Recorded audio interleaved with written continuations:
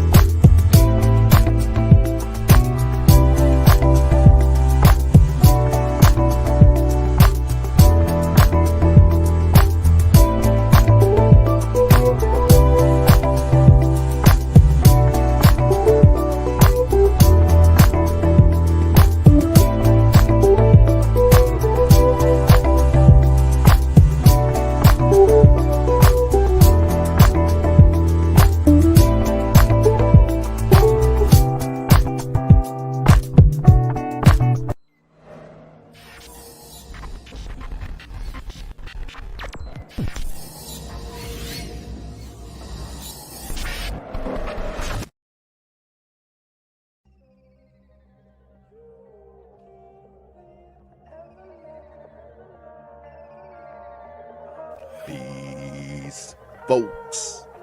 This is X from TPOT Media. Open your mind and wake your Black ass up. You know what time it is. Hit that damn like button as you make your way in the door. Grab a seat, settle in, get ready. It's the Grown Man Hour with your host, my man, Bernard Riley.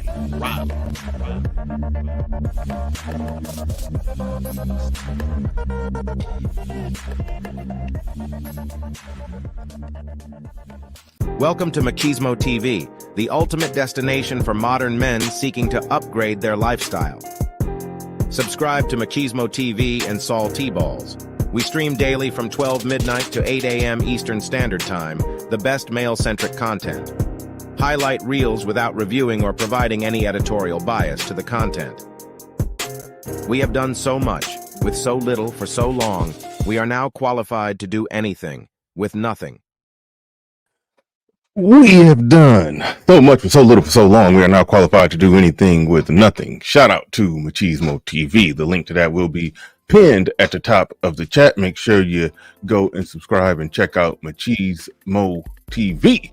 Shout out to everybody in the building. Appreciate each and every one of you.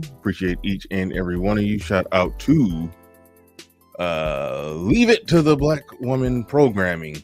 That's what I think a bit. It's a bit of that going on. It's definitely a bit of that going on, where I think that some of that programming that she's leached onto is a big part of the reason why she, seemingly for no reason, the sisters have tried to dig up some reasons as to why that divorce ended. They claim it was because he was broke, even though I got some evidence that wasn't true, and some evidence that the discrepancy between what Tamara, the one who was married to the white man, what she made versus what he made, she made a lot more than him. so let all of that sink in.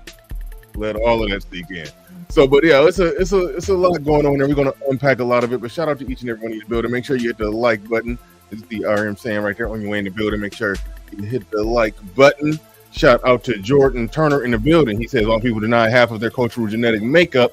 It just goes to show they're not living in reality. I have always been of the view that if you're biracial, you're black. If you look black, you're black. If you claim that you're black, you're black. You're blackity black. I was always like that. I don't necessarily think like that right now. I don't think that necessarily makes any sense. But we do live in a time when people can be transgender, as the biologist Richard Dawkins said. Transracial actually makes more sense than transgender because male and female is pretty, biologically binary. We're talking XY chromosome versus XX chromosome. So it's not really that much wiggle room there, but there's a lot of wiggle room with racial. Like if I went and did my 23andMe, I probably got some Italian and Irish and all kind of other stuff in me, My great grandmother, my biological great grandmother, when I was a kid, I thought she was white. Like she was that light. So transracial is a thing. Everybody owe Rachel Dolezal an apology. Since everybody transgender now, Rachel Dolezal is owed an apology. But so it is an interesting dynamic with black people. And I think it's rooted in racism, where black people, it could be rooted in racism. Now it's in something else. I gotta break that down. I can't just skate past that.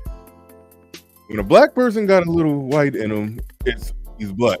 But for white people, when somebody got a little black in them, they'll never call that person white. Now that could be rooted in racism, but now I think it's just rooted in some people just looking at it from just a common sense perspective that if you're biracial, you're not just one race. But you can identify and culturally identify with the things of either of those races. And as the clip that I played in the beginning, Tia Mowry identifies with being black. He says, I'm a black woman. I came out of a black woman. I'm an extension of my black mother. Could that play a part in some of the decisions that she makes? Winthrop in the building says, salutations. Clay Bixby in the building. Shout out to you. He says, I see we on BR time. Yeah. It is what it is. It's what it is. Feminine Melanin University in the building says, shout out to you. Appreciate you coming on through. Says, good morning, everyone. Let me get a few more in. Devin D says, you're late, ain't it? Yeah. Always late. Shout out to Trunk Boys. Shout out to the Mac the Trucker. Shout out to what he said. He said we need pro-black perspective. Yeah, we do. He says, so the white twin is winning. No, she's not white. She's biracial. She's never said that she was white. You're culturally not even allowed to do that. If you're biracial and you mix with white, you're not allowed to just say that you're white. But for some reason, when you're biracial and you mix with black, you are allowed to just say that you're black. White people don't allow that shit. They ain't going for it. So that is what it is. Nobility, Dark Knight mentality. Says Michael Jackson's daughter says she identifies as black. Little known fact, in my opinion, Michael Jackson kids are white as hell. Them ain't his kids. All right. When I made a video, I didn't pay no attention at first, but I messed around and looked up Carlton Banks' kids, and those kids are like whiter than Michael Jackson's kids. It's like a weird thing going on. But all right, let's get into it. Let's drop the music. Yeah, Carlton Banks. I forgot his real name. Drop Carlton Banks' real name in the chat room. I forgot it. Alfonso something. I don't know. We got to have a serious talk someday about that man's kid. No, we don't. He look happy. Carlton looks happy. So we gonna let that man be happy. We gonna let that black man win. But them kids, they don't look like his. But we gonna let that black man be happy. That's what we gonna do with that one. We ain't go Alfonso Ribeiro. Okay, am I reading it right? Ribeiro. Okay, do got a Mexican sounding last name, Alfonso Ribeiro. But we gonna let him be happy. We not gonna get in the way of that one. We're not gonna get in the way. Oh my goodness, but them kids is white as hell. But all right, let's get into it. We all know what's been going on with Tia Mowry. She eventually she after going on the Black Love show where black marriages go to die. After she went on that show, everything was looking so wonderful and peachy and happy and everything. Then she eventually announced she was getting a divorce. She graduated from marriage. That's the thing. Women can graduate from marriage. And she graduated and said she's not married no more. They never really gave any major reasons as to why. The way that she described it in her own words, it just looked like it came off like some typical modern woman just want to be single. I married this man. I've been with this man since I was 20. When I was 20 years old. They got together back at the, they met when Sister was in his last year. Which, a lot of people don't realize. Then they was born in 1978. Sister went all the way to 1999. So they was some grown ass women playing high schoolers in those last couple years of Sister. They was grown. So they was grown. So they met as, young adults, and dated all the way up to 2008. Then they eventually got married and then after 14 years of the marriage, sometime in 2022, that she announced they getting a divorce, and that's that. And rumors tried to come out. Okay, maybe he was cheating. No, he wasn't cheating. It was some abuse. No, it was no abuse. No, she just, wanted to be happy. That's what it came off as. The sisterhood, as I want to show, started doing a lot of speculating in the whole works and everything, saying that, okay, he was broke and he was in it with her for her money. But when I you can look up celebrities' money, not just their net worth. You can look at, it's Googleable to look up how much an actor makes in a film, how much they make per episode of a TV show. And when you do all the maths on that, no, neither one of them was making $1 million a year. It was all in the hundreds of thousands, what they both were making. So it's like it was no discernible reason other than the reasons that she gave, which essentially sound like she just was just done, just didn't want to be married no more. She graduated from marriage. She did that. She got her kids and she just done. That's what it came off as. And a lot of these videos have been dropping. We about to get into them. One of the ones that y'all have seen. Where is it? Y'all have probably seen this one. But I got some stuff you haven't seen. But the one that I believe you have seen is this interview right here. So let me get this queued up, fired up, and ready to go.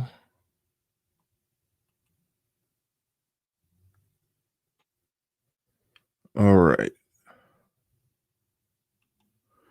Now we're gonna roll through this one. Hopefully I got it set at the right part, because these interviews be tedious and annoying, because I hate to get through all them damn I feel likes and all that.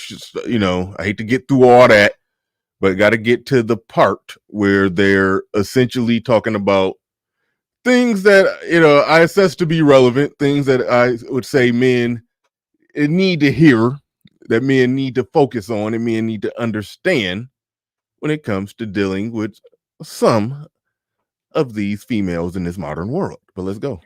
And I say that in the sense where a lot of people just don't want to put the work in.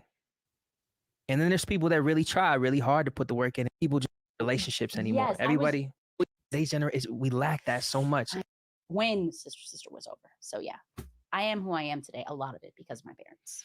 All right. The part of it that I skipped is when she was talking about her parents and how much they were great parents. They gave them good grounding. Like, look, y'all are, superstars, y'all celebrities. They used to tell them all the time, one day these limos gonna stop coming.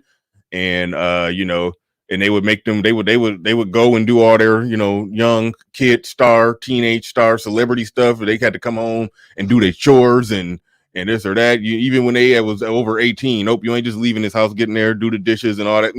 They were grown and rich, but they were still living with their parents, and their parents were still, treating them like kids. But they was doing that to ground them and make sure they had some foundation, in them that beyond just being some child star. So they actually came from good parents, black mama, white daddy. They had good parents.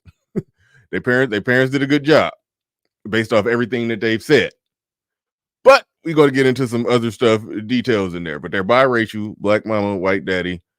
Parents, both of the parents was military parents, and they did a good job. That's the part that I'm skipping. Let's go.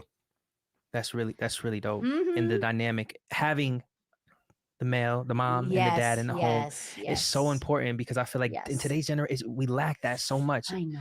It's so easy to leave, right?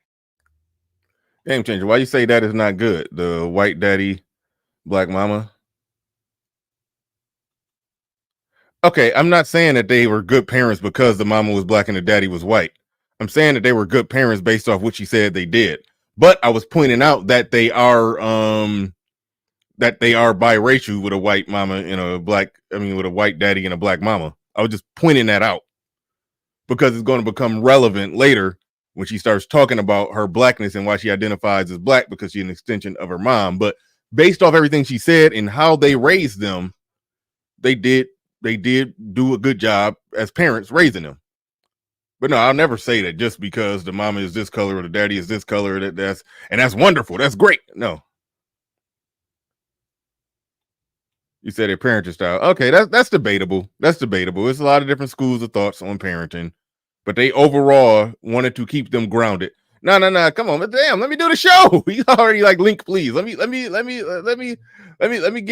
Okay, I might drop it early. Let me get through some stuff.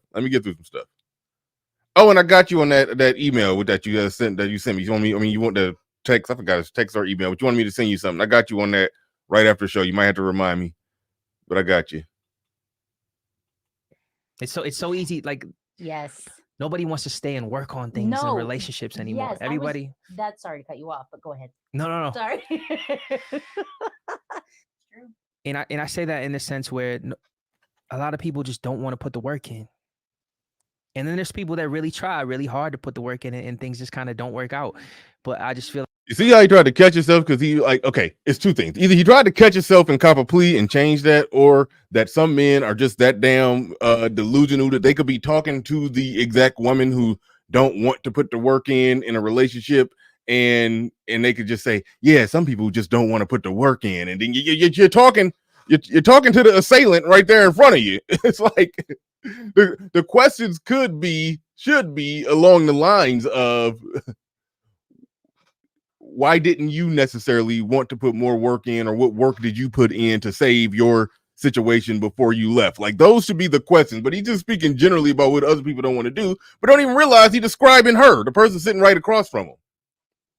That's how you know that, I don't know this man, but you could tell when some men just don't got it, or don't view things properly through the right lens, when they don't even realize who or what they're sitting in front of.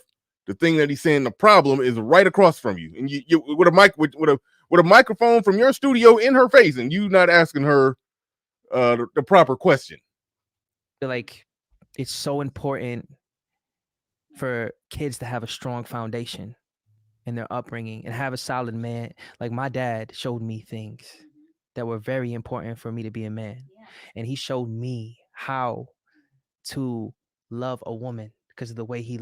So who is that asking? Is that Dark Knight mentality? Yes, this is after the divorce. Yeah, she's going on an interview tour after the divorce. Yeah, I mean, it's a weird thing. She's putting herself out there. Loved my mom. Oh, that is so beautiful. It's important. Kids, the psych major over here. I'm not a therapist, by the way, but kids learn through I study growth and child development. Kids learn through observation. You could sit there and you can tell them all you want, but if they don't physically see it, and if they don't see it actually happening, then how are they, going to learn? But I love that you use the word foundation, because you need a good, proper foundation for any house to hold up.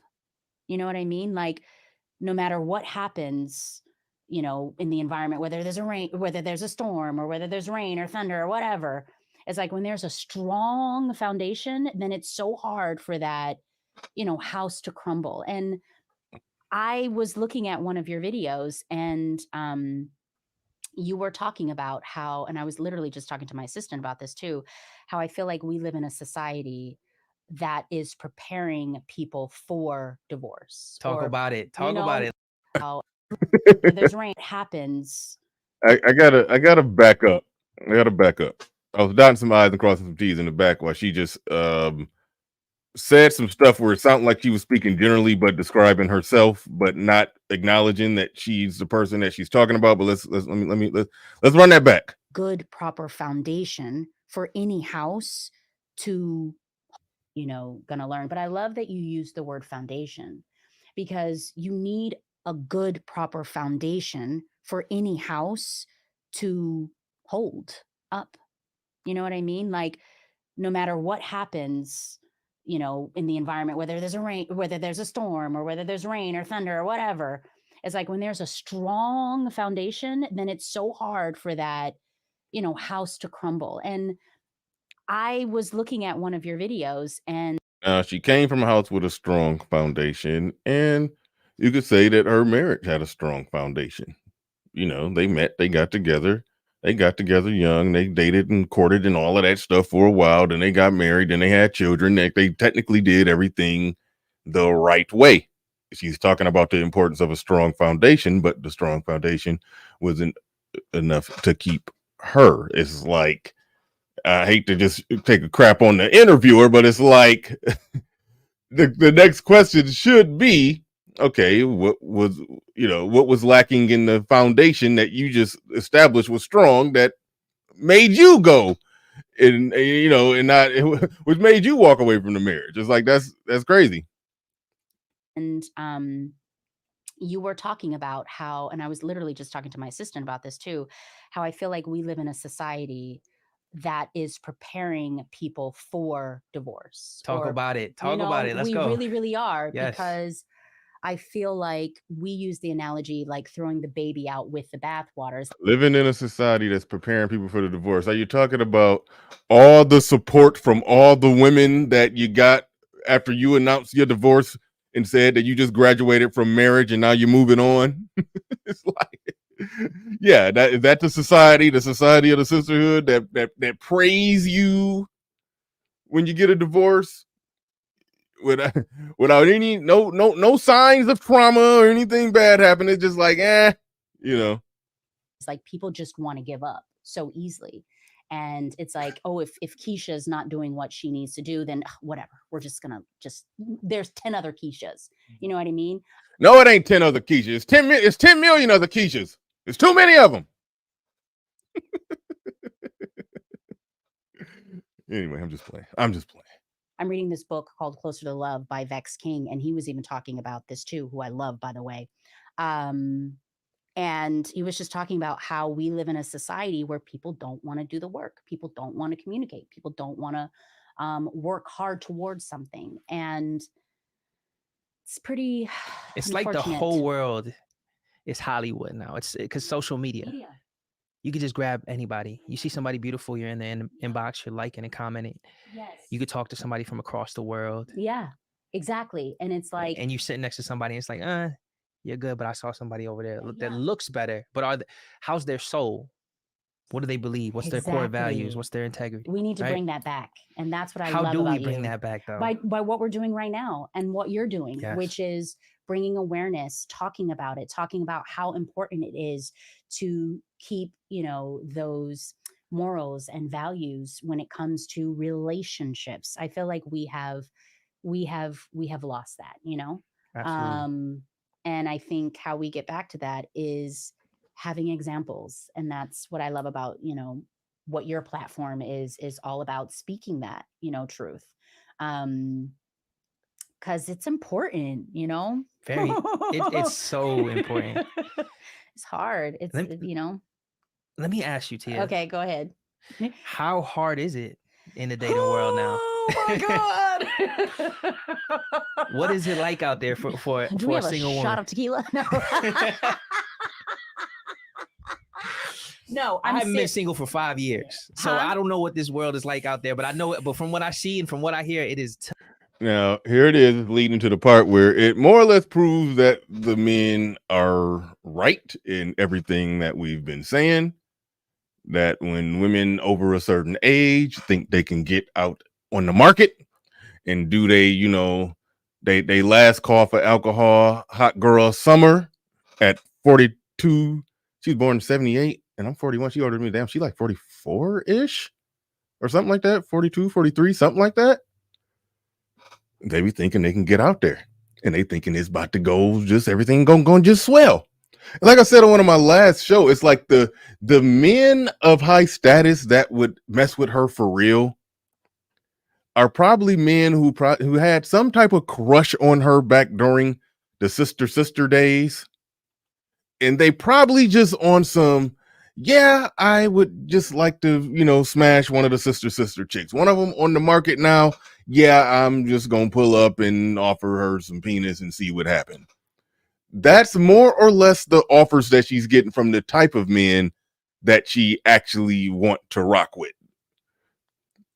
All the speculation on the internet that her husband was broken, that's why they left. It's like the men who don't make what she make, she don't want them. We already know that. She want men that are successful and make around what she make, and probably, supposedly, maybe got some type of name in the industry. That ain't happening.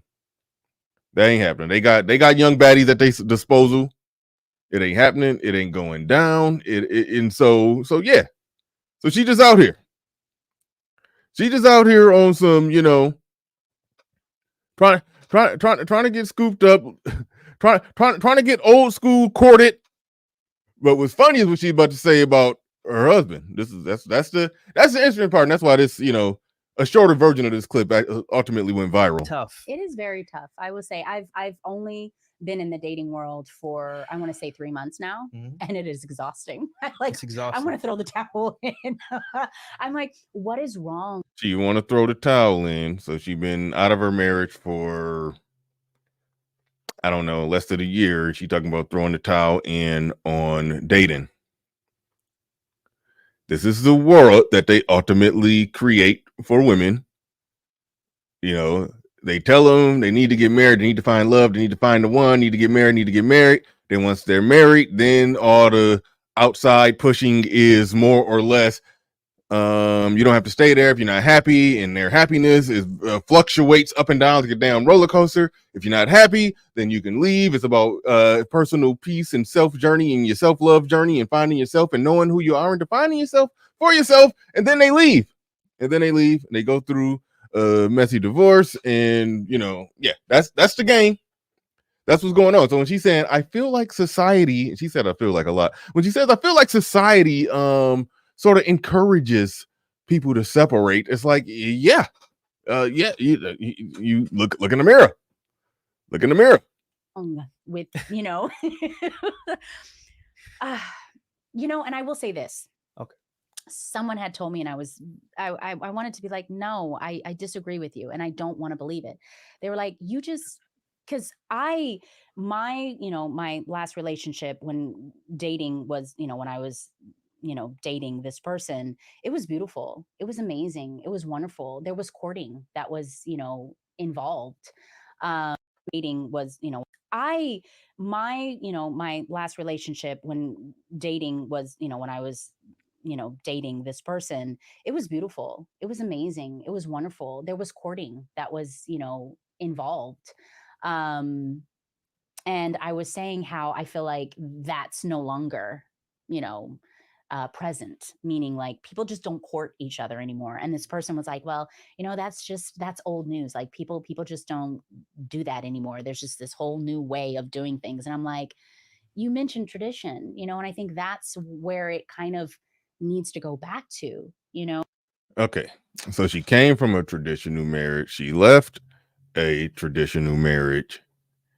Now she's out dating and complaining that guys don't really court no more. My ex-husband courted me and it needs to go back to that. You were with that. It's like I, I'm more agitated at the interviewer than her. Because like a lot of these dudes, and this is what daytime talk show, daytime television used to look like, where they would say, "Oh, it was men on daytime television. It was Montel Williams, it was Geraldo or whoever. It was men there. It was but no, it's like nobody asked the right questions. They able to just sit there and do verbal diarrhea or shout out to Jap, bitch babble, and just go on and on and on and just talking contradiction after contradiction and nobody says anything. And then when men online say, yeah, this shit is stupid, this is goofy, and men start, giving their analysis of these type of things, we're told not to do it. We're told we're wrong for doing it. Like the only voice that should be in the room talking about the dynamics between men and women, it should be women and simps.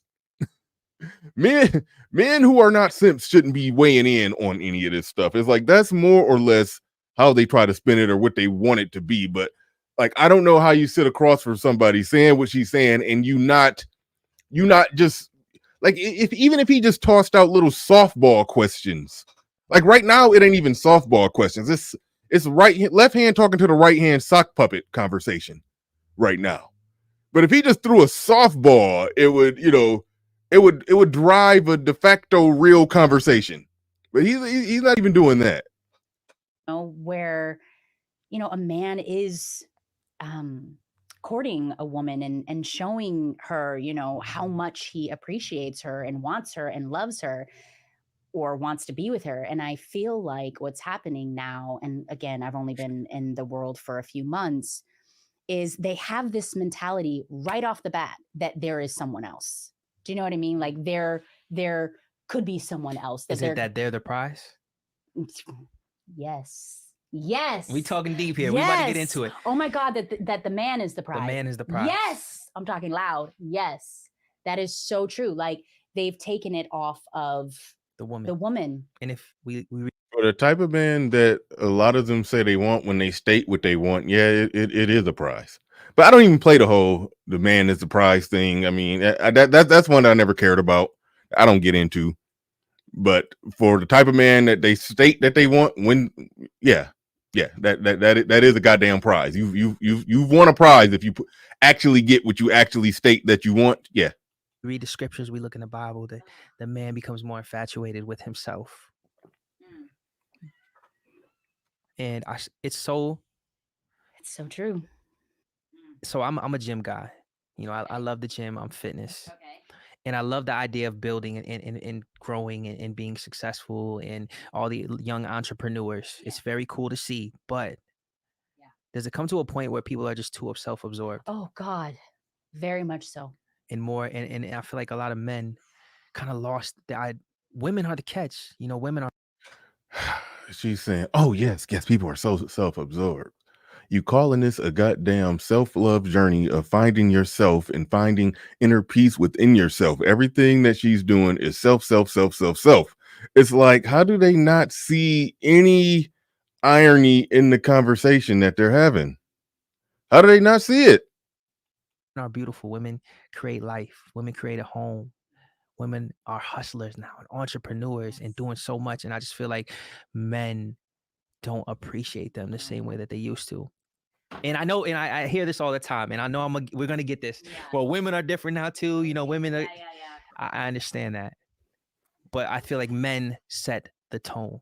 It's true. And I feel like also it seems as if men are now just looking at women as objects. Do you know what I mean? And just from one need or perspective, as opposed to,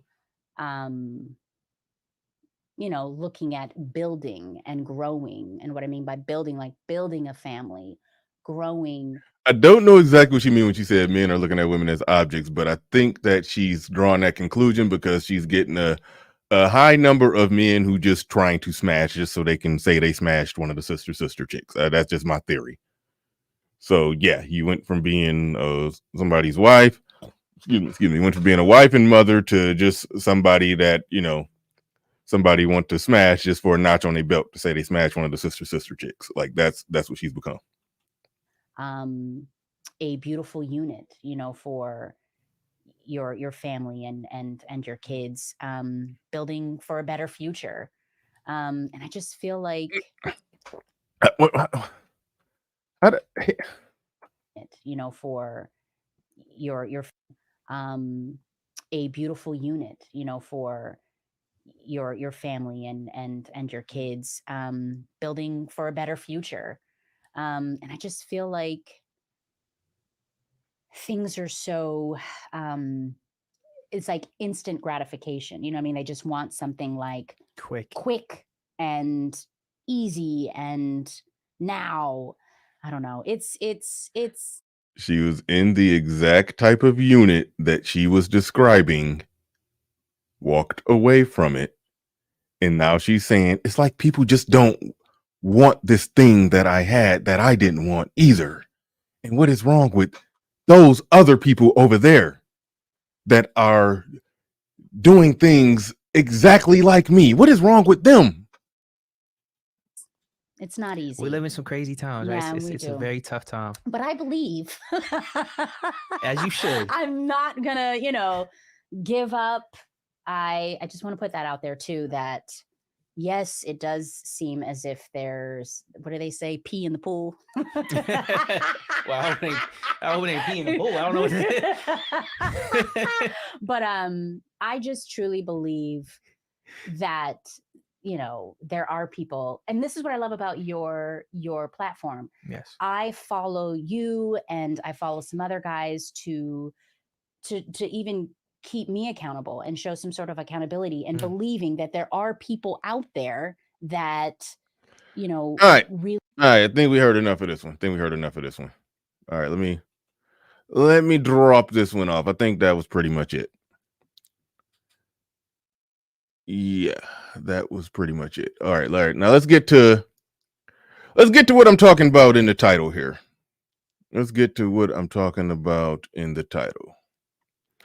To try to explain, perhaps, because right now what we're hearing right there is a lot of you know, bitch babble, a lot of woman splaining, but I think it runs deeper than that. I think this is what we're really looking at and dealing with right here when it comes to the whole, you know, the dynamic of, you got two twins, and yes, one of them married a black man, one of them married a white man. The one who married a black man is no longer married, got a divorce, and basically saying a bunch of wild, wacky stuff that don't make sense, contradictions. You just a living, walking, breathing contradiction in everything that she's saying. That's happening. That is the real thing. We could observe that, but I think it runs deeper than that. I think it's something psychologically hidden there, and I think this is what sort of gets to it right here. As a mixed race woman, you sound like you identify more in one way or the other. Is that true or no? I identify myself as a black woman. Yeah. My mother is black. You know what I mean? I like how you said black. Oh, yeah. I mean, because I feel like my mother is a strong That's woman. right. That's right. I have seen and have felt, and my mother is dark skinned. I have seen and felt her struggles as being a black woman. And so to me, seen and felt her struggles being a black woman. Your mama has been married. Both the mom and dad had military careers. They had good careers, and they raised some child actors. So your whole life growing up, you've seen them, you know, having good careers and then managing your career that was making millions when you were younger. You ain't seen your mama struggle. That's just adopting some some struggle in the name of blackness. We black, so we got to struggle. So when I'm black, my mama black, and my mama is a dark-skinned black woman, and that dark-skinned blackness has infused into my lighter skin. And now I struggle. I know real black struggle. That's what that's kind of reeks of right there. I have seen and have felt, and my mother is dark skinned. I have seen and felt her struggles as being a black woman. And so to me, of course. All right. Somebody says, KG says, she's probably talking about struggling with her color. How's her color affected her? Her mother, one, it ain't stop her from marrying a white man. It ain't stop her from being successful in her career. It ain't stop her from raising successful children. It ain't stop her from having a successful marriage. What has her what has her skin color done to her? Again, like what you're saying is pointing out the problem. That because we're black, now there's a problem. Skin color alone. We just can't be black and happy, black and successful, black and just, we can't be that. Like, what does she mean? I mean, like, what do you mean? She's probably talking about struggling with her color. Now, if her mom had some inner turmoil because she had colorism and a bunch of other stuff in her head, and she, or she just didn't feel pretty because she was dark-skinned, okay, maybe. Maybe she had some psychological stuff in her head, but the results of her life is not showing any discrepancies. He says, for many, they never get over the color, no matter their success. What is it to get over? What is it to get over? Unless you're saying that she just, that her mom is still mad and still struggling because the lighter skinned girl got the cuter boy in school, then what are you talking about? We're talking about a happy, successfully married woman who raised successful children and still married to this day, had a great career, husband had a great career. We took like everything on that look like happy people. Everything on it, everything about it.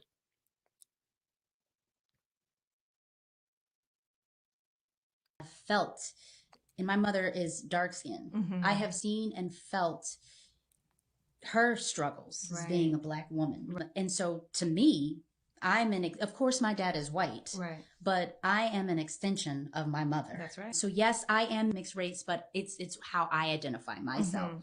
And I identify myself as a black woman. That is how I've been viewed, how I've been seen. And I remember studying in school the single drop of black blood. Right. You black. You black. Right. That's how we were raised. That's how we were raised. I think her willingness, the whole I gotta identify as blackity black, and nothing. I mean, it's black is what you are. It ain't nothing that it's a weird thing to say identify as black, but when you are biracial, it is sort of it's sort of a there where you can lean heavy on one side or the other. There is a there with that. And I think there's elements of black culture when like the stat. I don't even got these stats nowhere near ready to go. Nope, I don't got them at one hand.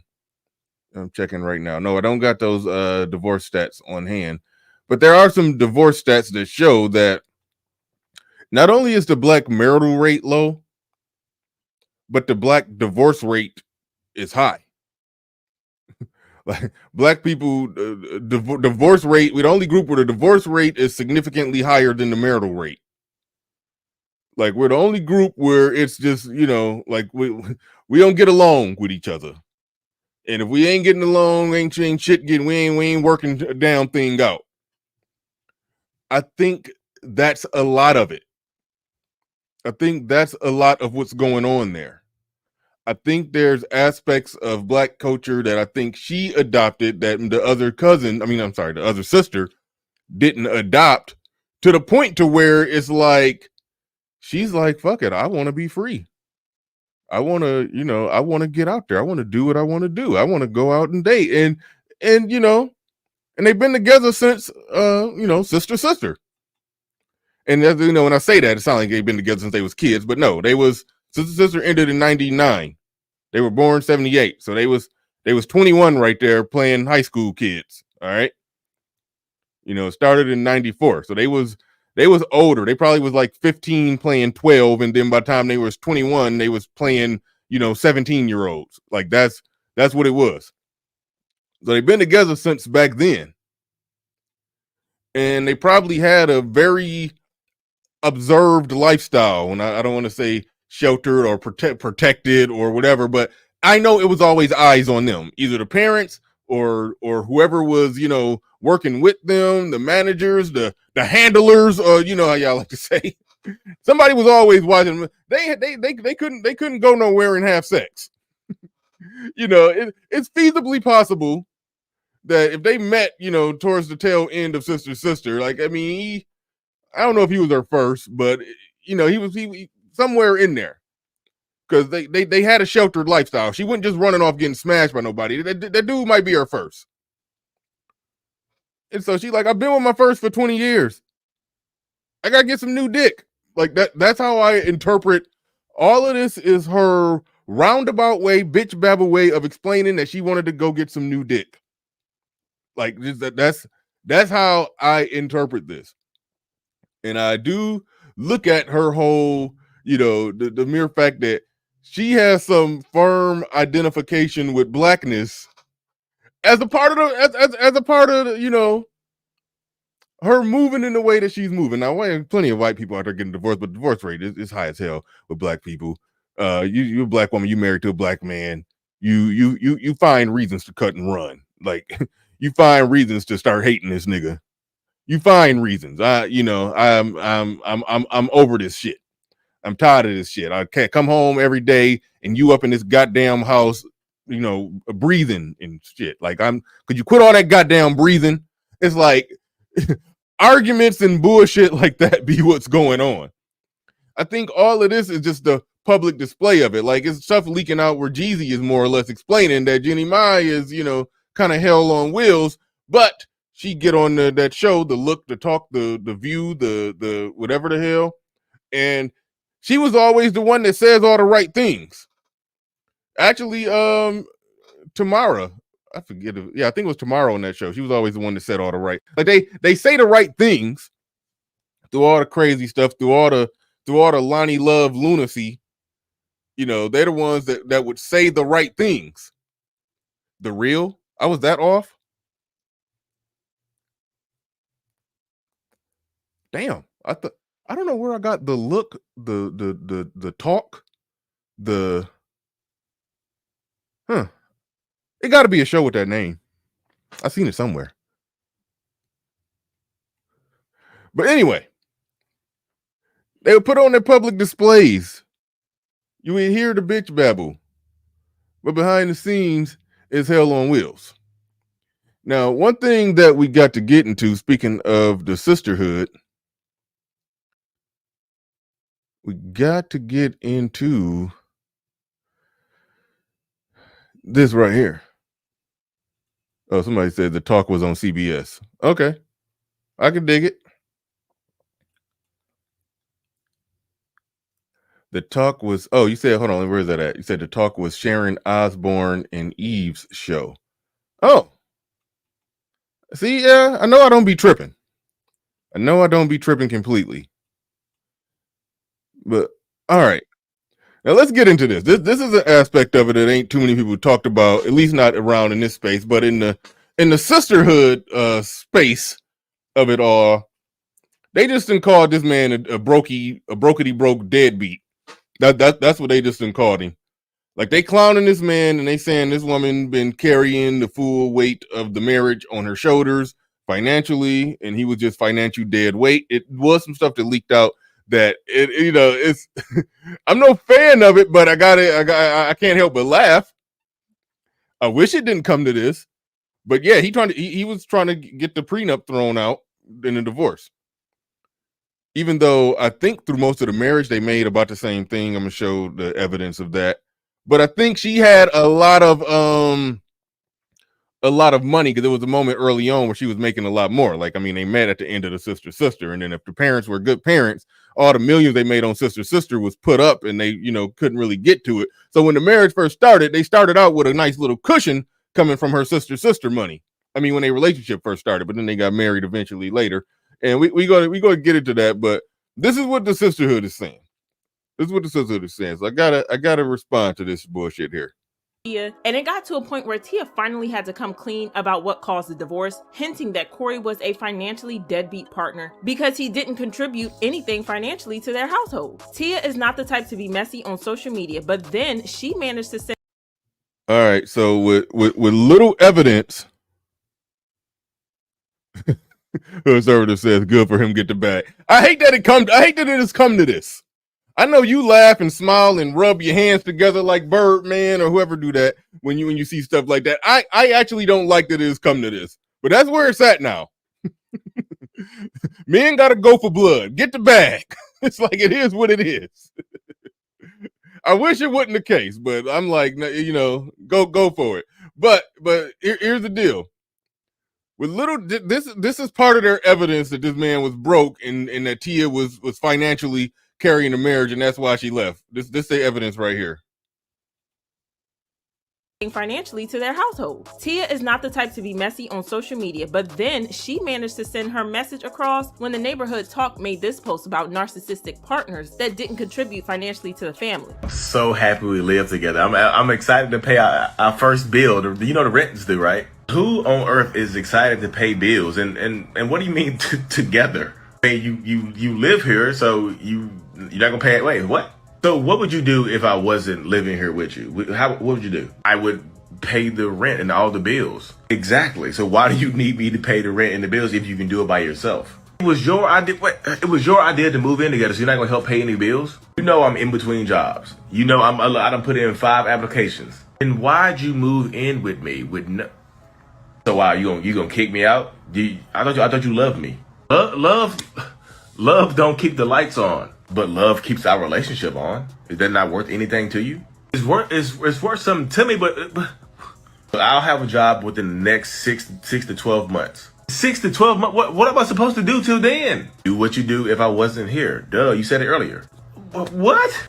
Not only did Tia like the post, but she also dropped a side eye emoji under the post, and y'all know what that means. Ever since they got Now that's what they're using as evidence that this man is broken. That's why she left him, because he wasn't financially contributing. Because somebody made a little, funny Instagram post where they talking to themselves as 2 different characters, talking about not paying the bills or whatever, blah blah blah. She liked it and dropped a side eye, and that's them saying that, aha, this nigga was broke. That was the evidence. Oh, and they pulled up this video right here. Like, if you ain't in that sisterhood gossip algorithm, the sisterhood celebrity gossip algorithm, if you ain't in that, I had to type in some shit and go find it. I found like 10 videos of them talking about how this man is broken. That's why Tia ain't, like, that's the narrative out there. We can read between the lines and hear the bitch babble and just know that she just got up out of there because she just was tired of being married, and she got her kids, and she just said fuck it. That's what we read between the lines on. But no, what they're saying is he was broke, and they pulling up shit like this. You deal with that, because obviously you're very successful right now and stuff, but like at first, obviously Tia was more successful. Yes. Were you insecure during that time at all? No, never. I was very encouraging. Guys? No, never. I push her on to this day. Like, I root her on. That's their evidence, because in the beginning of their relationship, she was more successful because, again, they met during sister. They met at the tail end of sister. So she had sister money. She came into their relationship with millions. After that, they low-key both been kind of struggle actors.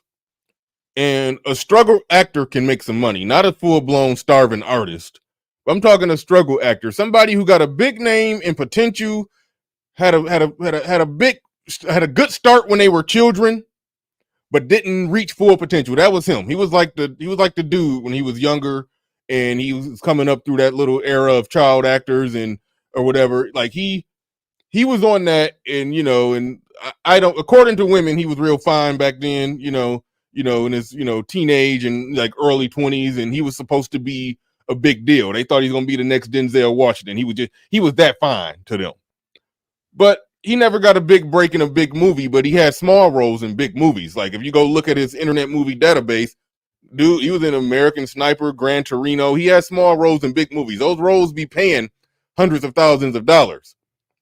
So, but they're saying this dude is broke. He broke.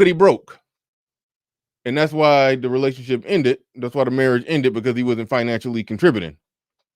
So, what I'm about to do here, let's pull up on Google Almighty. You got to look deeper than net worths, because net worths are tricky. Because you look up his net worth, it said 3 million. Look up her net worth, it said 4 million. You look up Tamara's net worth, it said 4 million. Look up the white dude that Tamara is married to, it said 4 million. Like, you don't know what a net worth. What you got to look up is how much they make per year. Hold on, let me get that better looking. Yeah, that still don't look right. Hold up. Let me get that right there. What? Okay. I guess that's decent. So they blaming it on brokenness. It said Corey Hardrick is an American actor who has a net worth of 3 million. He is best known for his recurring roles in various series, such as The Chi, The Oath, All American. Being on those TV shows, even if it's a show that's kind of whack that people ain't really watching, you still liable to get 20,000 an episode. So yeah, that turns into like they be making high doctor salaries. More or less. But anyway, All American in Lincoln Heights. Corey's television career began in the late 90s. He has a plethora of appearances, weekly primetime shows like Felicity, Once and Again, City of Angels. Then he made one of his first feature film debuts in 1999, Drew Barrymore romantic comedy, Never Been Kissed. I don't remember his ass being there. Have I ever seen that? All right, Corey is well known for such films, blah, blah, blah, Netflix, Brotherly Love. And he was in he was in a Tupac movie. Yeah, so he didn't play smaller roles in bigger movies. But anyway, they say his salary and income $500,000 a year that they're saying they're broken. This is going to make sense. It's going to be funny pretty soon. So hang in there with me. They're saying that his income, his salary and income from all his acting gigs comes up to about $500,000 a year. You could be a struggling actor not meeting your full potential, but you still can fuck around and make $500,000 a year just on some you play a small role in a big movie where you got 10 minutes of screen time and probably 5 lines, and you liable to rake in, 150,000, 200,000, if not 400,000 just for that. So like struggling actors be making decent money. It's the person who can't get a gig at all. That's the person that don't be making shit. Now, Tia, where's she at? Now let's looky here.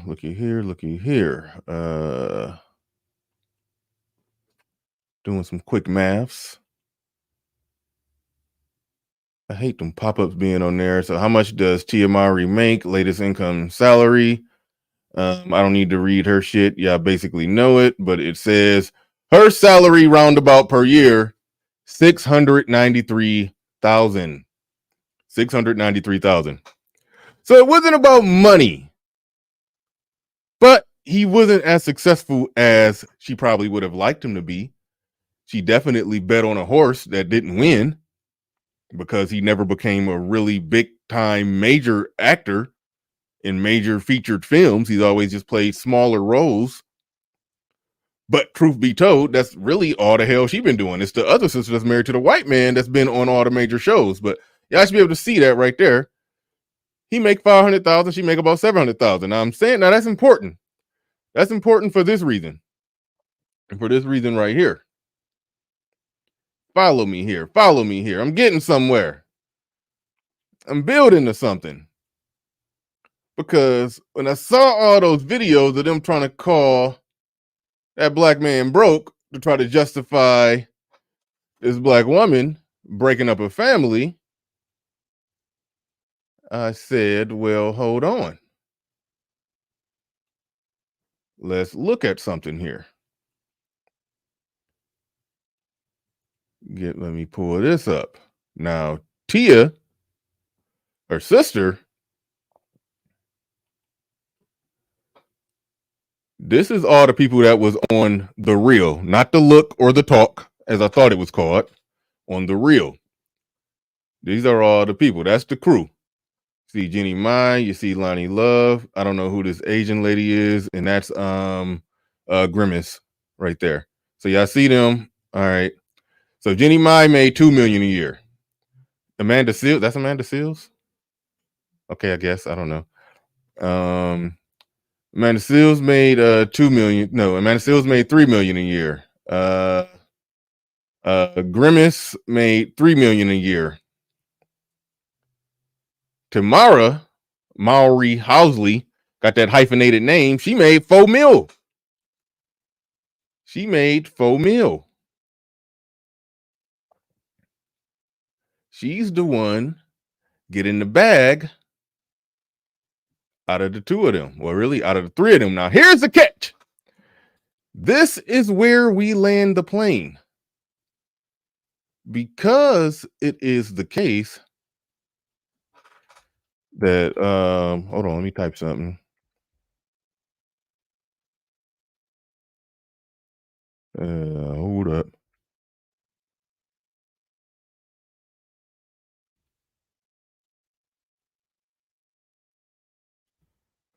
She's making 3 to 4 million per year. Oh, no, she made 4 million a year on there.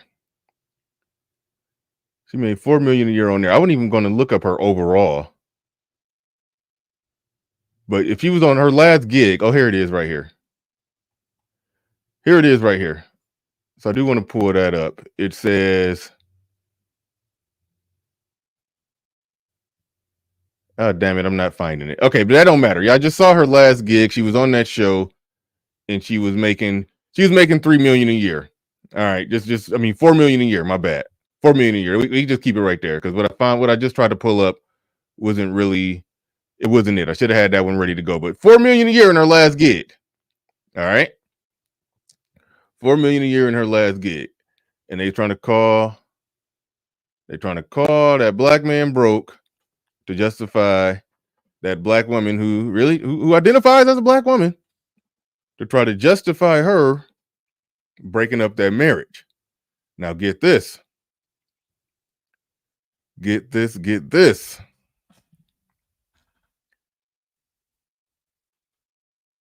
The one who's married to the white man. Yeah, I want to know what that white man make. Because they're charging up, they saying Tia was carrying the marriage. That's what the sisterhood is saying. She had to leave this black man because she was carrying the marriage financially.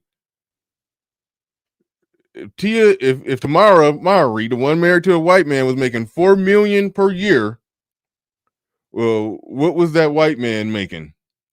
Now, if you look him up, he did play Major League Baseball for 3 years from 94 to 96. You know, back around the time they was making sister money, he was in Major League Baseball. You know, so that career been done. If you know anything about,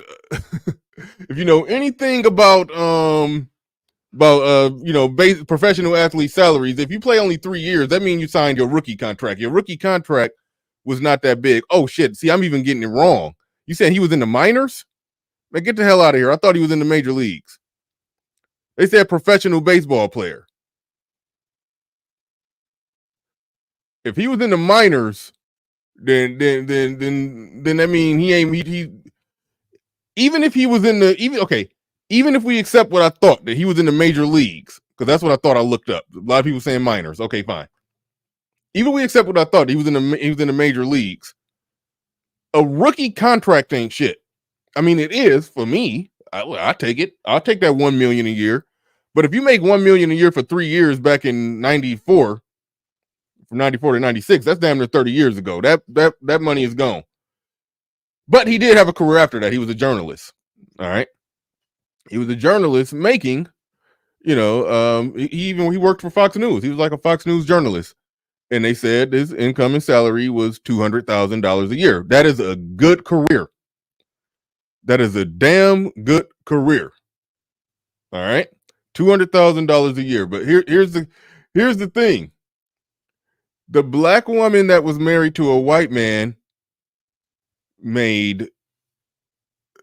she was making $4 million a year, while with the white man that made $200,000 a year. The math on that, don't hold me to the math on that, but that is really the equivalent of a man making, a man making that average around $42,000 a year. They say the average black man make that's being with a black female doctor. That's like the difference between 400,000 and 40,000. If somebody's making 4 million to 4 million compared to 200,000, like people who make $200,000 a year don't live in the same neighborhoods as people that make $4 million a year. But people who make, as Corey Hardrick, did I say his name right? Corey Hardrick. People who made the $500,000 that he was making as a not quite living up to potential actor, compared to her 700,000. People who make 500,000 and 700,000, they do live in the same neighborhoods. They do live in the same general area. But Tamara, the white twin, that was married to the white man, was making over 10 times more than him. But the sisterhood is quiet on that, but they trying to charge this black man up with being broke, and that's why the black woman broke up a black family. Like, that is what it is. That is what's happening. That is what the hell they doing. And shit, I'm trying to put the link in the chat, and it ain't working. I think I got it. Let's see.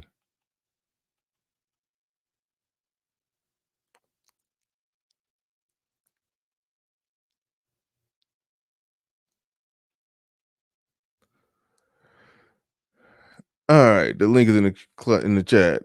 Prime VA 757 says black women are hypocrites. You said 20 times? Oh, that's what I said. Don't hold me to the math. Don't hold me to any of this math. But yeah, that's pretty much what the hell it is.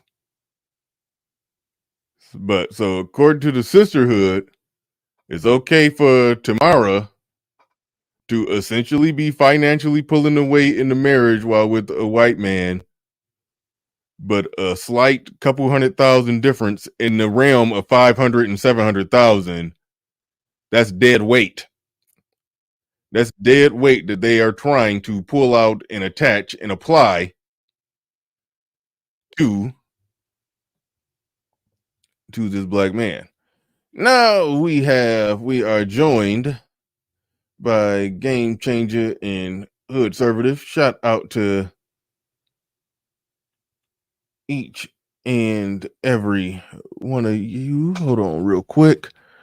Shout out to Jackie Jack says super chat is open. Yeah, support the stream, ladies and gentlemen. Hit the like button, support the stream, all of that good stuff. You know what to do. But all right, we got GC in the building. What's up? What's on your mind? So a couple of things, Bernard. One is that it does seem like she's in competition with her sister, and she's losing. She's losing terribly.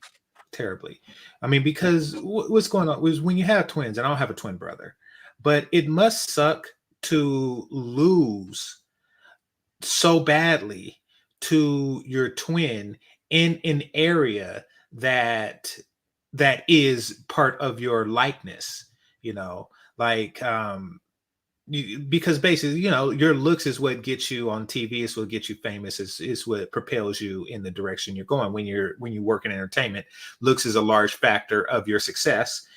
And she's more successful, though looking very similar. You know, I mean, of course they diverge, but they, you know, so yeah, it's like a Mary Kay and Ashley thing. How if one of them just became super successful and then the other one is just like, you know, we'll get you a role from time to time, but really, you know, it's all about your sister. 4 million. I mean, because she makes like 8 times what her little sister makes, or 4 times. Yeah. I'm thinking that. So in order to subsidize that, she's putting the pressure on Corey, and of course that doesn't really fly. But another thing she's doing is she's also trying to sexualize her looks. You know, as opposed to going through the wholesome route, she's like, okay, no, look at me, look at my legs, look at my breasts. There was a video of her tits out, hidden behind her baby. She was breastfeeding. Nobody want to see that crap. You know, there's no way to the best way to unsexualize titties is to put a baby on them. But that's what she did. And, you know, she thought that it would get her attention. She's just attention whore. She's trying to get to that for a meal. But it's not going to happen like that for you, you know, because now everybody know that you're crazy. That's one thing. Another thing is her sister, you know, she really chased down that white dude. Like, you know, she lost her virginity to him. He cheated on her. She forgave him, you know, et cetera, et cetera, et cetera. You know, really? She been with him that long? The white dude? Yeah. Well, I don't know if it's that long. I think that she was significantly older than the average woman when she lost her virginity. But but nevertheless, you know. Yeah, I was right in my prediction where I was saying that Tia likely lost her virginity to Corey, just because, you know, they's child actors and they got eyes on them 24/7. You know, they didn't have time to go run off and get it in. So that was interesting. But yeah, damn, exactly. But yeah, so she got. I didn't know her and that white dude been together that long. Yeah, but I mean, he got a significant deal in that relationship, and that is the difference in deals that white men get versus black men, and that's because the way the sisterhood works. The sisterhood will co-sign white on black relationships, or at least white man on black woman relationships, but they don't co-sign black love. I know they say it, you know, but that's just to get black men to put their foot in the door so they can slam it on it. You know, they're like, oh yeah, black love, but they don't really, when you are in a black love relationship and something goes wrong, the smallest thing, and the woman turns to the sisterhood for support, they don't support it then. You know, the first thing they say is, oh, he left the toilet seat up, you need to leave that nigga. That is, so you don't get the support of a sisterhood from on black relationships, but you do get it on interracial relationships, no matter what he do. Real quick, you said that he got a better deal. It's genetically the same person. where how's the deal better? Other than he got more people. He got to cheat. Oh really? See, you know more about cheat on her. I don't know nothing about the shit with with the twin that married a white dude. So he was cheating apparently, on her? He cheated on her, and she and he got the better deal because of the financial aspect of it, to where yeah, and he get to like keep her, and she's less crazy. Yeah. But no, they are genetically very similar, but you know, there are certain factors. She's significantly less crazy, you know, a better mother, a better wife, and makes more income. Yeah, exactly. So like Jackie said, so yeah, he has a better deal all around. Plus he gets some nookie on the side. So all of this makes his deal better of the two. And it seems like he has to do less, you know, for it. As far as like being less handsome, less time in the gym, et cetera, et cetera, et cetera. Like he could get the dad bod and crap like that. And, you know, it's this like. Oh, yeah. You know, no, Corey got to stay looking good. Exactly. Exactly. Yeah, So it's a better deal as far as what you put, what he's putting out versus what he's getting back. He's putting out less and getting back more. And she's putting out, and Corey is putting out more and getting back less. It's like Martin Luther King says, black men have to work twice as hard to get half as much. Well, there you go. And so, yeah, and that's the situation that's going on there. Now, as far as the parenting thing that you were talking about earlier, I don't really agree. Okay, so here's the thing about Black parents. And I know there's a lot of Black parents here, and some of us are just working on, or some of you, I should say, I don't have any kids, but some of you are just working on autopilot. But a lot of the parenting tactics is really just selfishness disguised as teaching you a greater lesson. Like, how come all of the lessons that Black parents have to teach their kids involve like doing crap that benefits the parents? Yeah. Ever notice that? Ever notice how, like, oh yes, I had a great mom. She made me wash her dishes. Like, what the fuck? Yeah, no, Like, I hear you. the stepmother on Cinderella, was she a great mom? Like, how come in the Black community, this stepmother on Cinderella is a great mom, but in every other community, you ain't crap? Like, these mothers are not teaching calculus to their kids. They're not making sure that their kids have, like, well, I mean, this one did, granted, but really they just kind of like hit pay dirt on the whole, audition thing. Really what they're doing is, somebody said weak example. Look at it like this. And I'm not talking about Tia and Tamara's situation. I'm talking about in general. What do Black parents do that benefit the kids without benefiting the parents? Or better yet, what do they do that benefits the kids at the expense of the parents? Do they ever give them an extracurricular activity that costs the parents money? Because when they do, they become tennis stars and, golf pros like Tiger Woods and Venus and Serena Williams. So we know that, it is there, but there aren't enough of those. We seem to excel in the free activities, like, every high school has a football team, et cetera, et cetera, et cetera. Every high school has a basketball team, you just got to pay for the uniform. But, No, you don't. Oh, you don't have to pay for the uniform? No, the school. Okay. So yeah, we seem to excel at the free shit, right? However, when you actually have to pay for stuff, when do they sell it? When do you see, how often do you see Black people in things like that, like gymnastics and stuff like that, where you have to actually go and pick them up and drop them off and get a coach, get a piano coach, et cetera, et cetera, et cetera. When do you see them excel at that? But we all know how to wash some dishes. And this is all crap. And the worst thing about it is, you're not teaching them shit. You're not teaching them like the ethics of, hard work, et cetera, et cetera, et cetera, because you're not getting paid for it. Black parents don't give allowances. You're not getting paid for that shit. So what they're doing is they're telling you to work your kids. They're not telling you to be hardworking individuals. They're telling you to grow up, get some kids so you could slave their ass like I'm slaving your ass right now. That is what they're teaching them. That is the lesson that's been taken. It's not like, we grow up like some hardworking Mexicans or Jamaicans, after years of slaving around in our mama's kitchen. Nope. They just grow up and look for other kids to slave themselves. Fuck that. And don't get me wrong. I understand if that's what you know, that's what you know. But let's not champion that. It's selfishness, and we need to call it out. You damn right working out some parental issues. You damn right. Press 1 in the chat if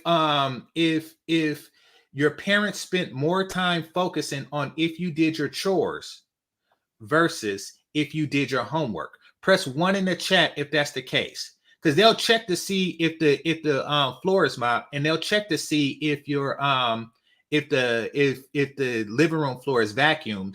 But will they check your homework? And I'm not talking about whooping your ass if you get a D on your report card every 6 weeks, because that only works. That's only like 10 minutes every 6 weeks that they have to put up with that shit. No, I'm talking about on a day-to-day basis, making sure your homework is done, not just overlooking the shit and then wait for 6 to 9 weeks, but so they could whoop your ass. Exactly. You see all the ones. So let's not champion these shit parents. No. Oh, my parents are great because they made me wash their dishes. Fuck them. Well said. Well said. Shout out to Sora Seed. He says, good the fact that they're twins mean that if both married black guys, would they both be divorced right now? Possibly. Possibly. I don't want to just flat out say that, but clearly two people with the same genetic makeup and material and everything, they're essentially the same person based off everything that GC added to the table that I didn't know. Clearly the one married to the white dude is giving the white dude more leeway. So if we want to say that, okay, they're the same person, chances are, because apparently the black dude ain't got leeway. The sisterhood gotta go become MacGyver and fucking Sherlock Holmes, try to crack the case to figure out what was wrong with what was wrong with Corey, and they got nothing. so there's that. So there's that. But shout out to you. Thank you for Bernard. Go ahead, Hood. You got it.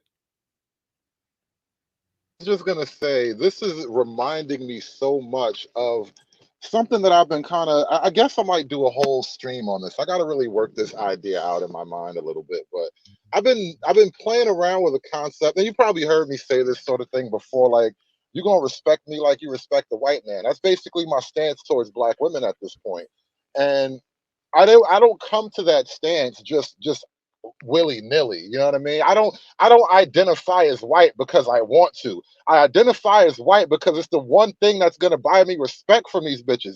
You need to respect me the way you respect the white man. And what you see with Tia and Tamara and the dichotomy of their marriages, it lays it out perfectly. The same biological organism, because genetically they're the same goddamn person, right? When paired off with a white man, you grant him all kinds of leeway. And I'm not even saying it's anything extraordinary, but you grant him a man's leeway. You give him a man's respect. You allow the man to make a mistake and still be able to come home. But black man is not allowed the white man's respect. And so I've been thinking about this concept. Those civil rights era kind of photos where it's like black men walking around with the white sign on their chest, I am a man.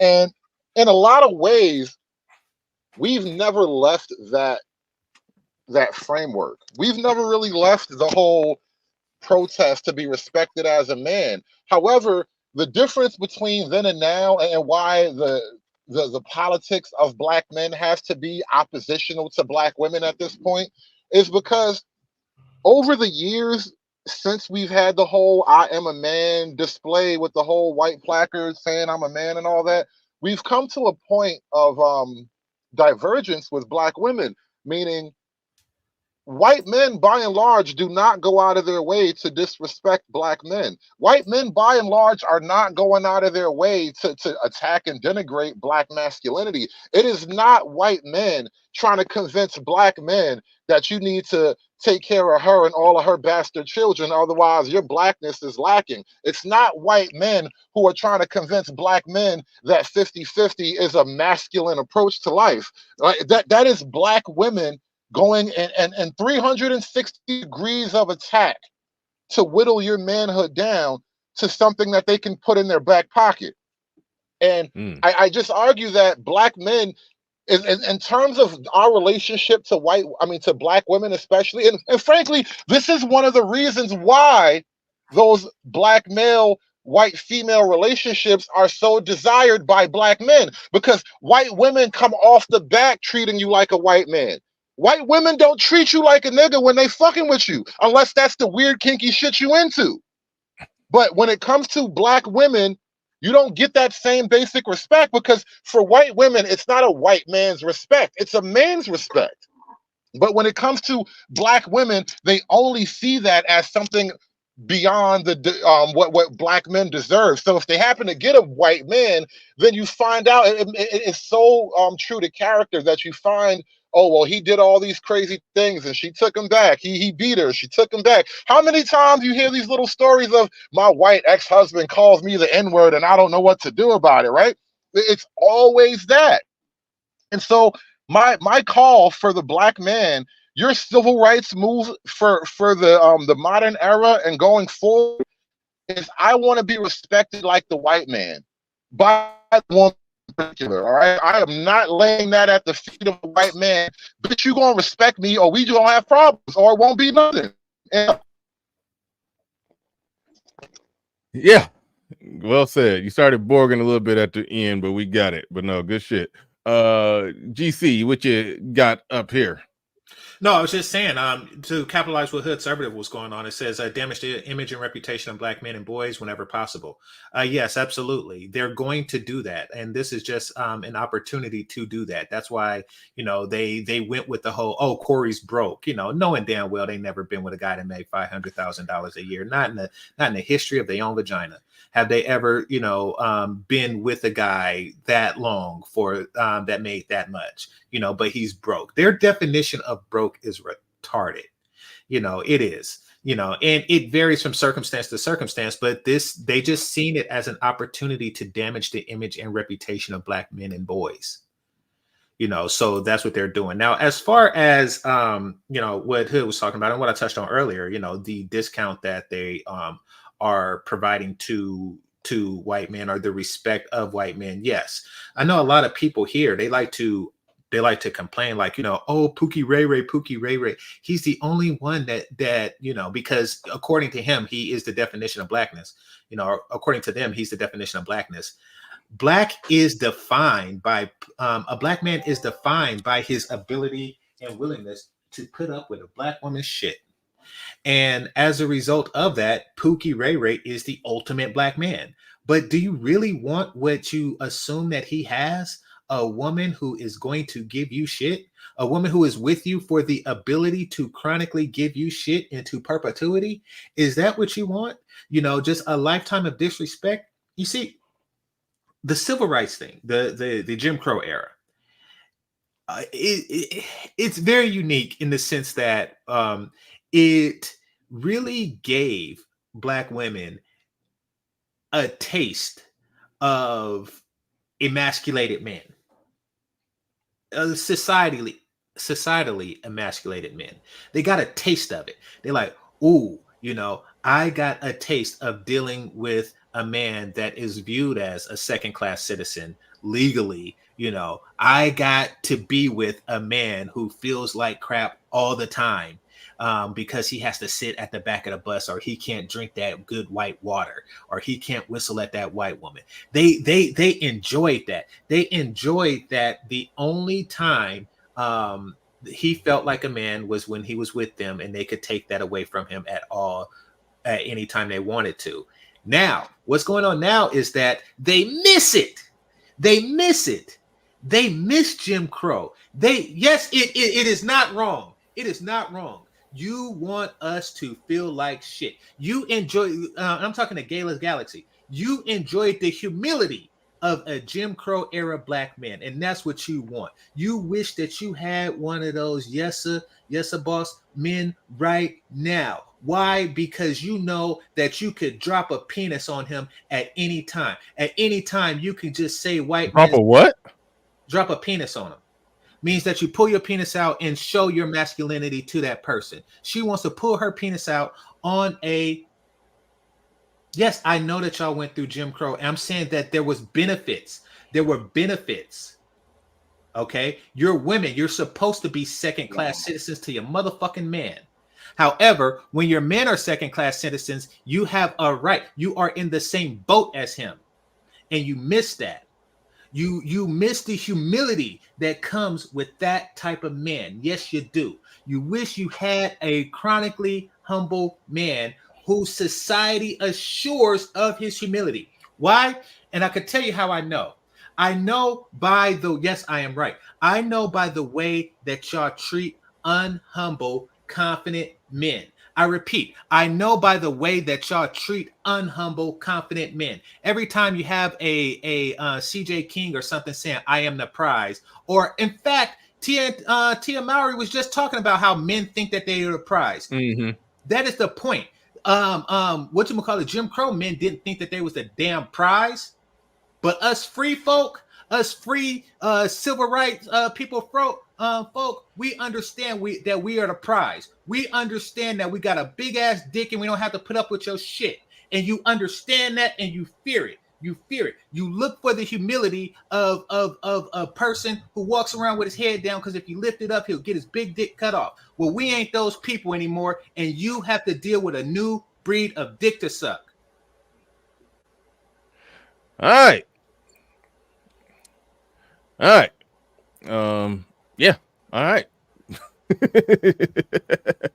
We're gonna pass the mic. We're gonna pass it to little big Nate in the building. What's going on?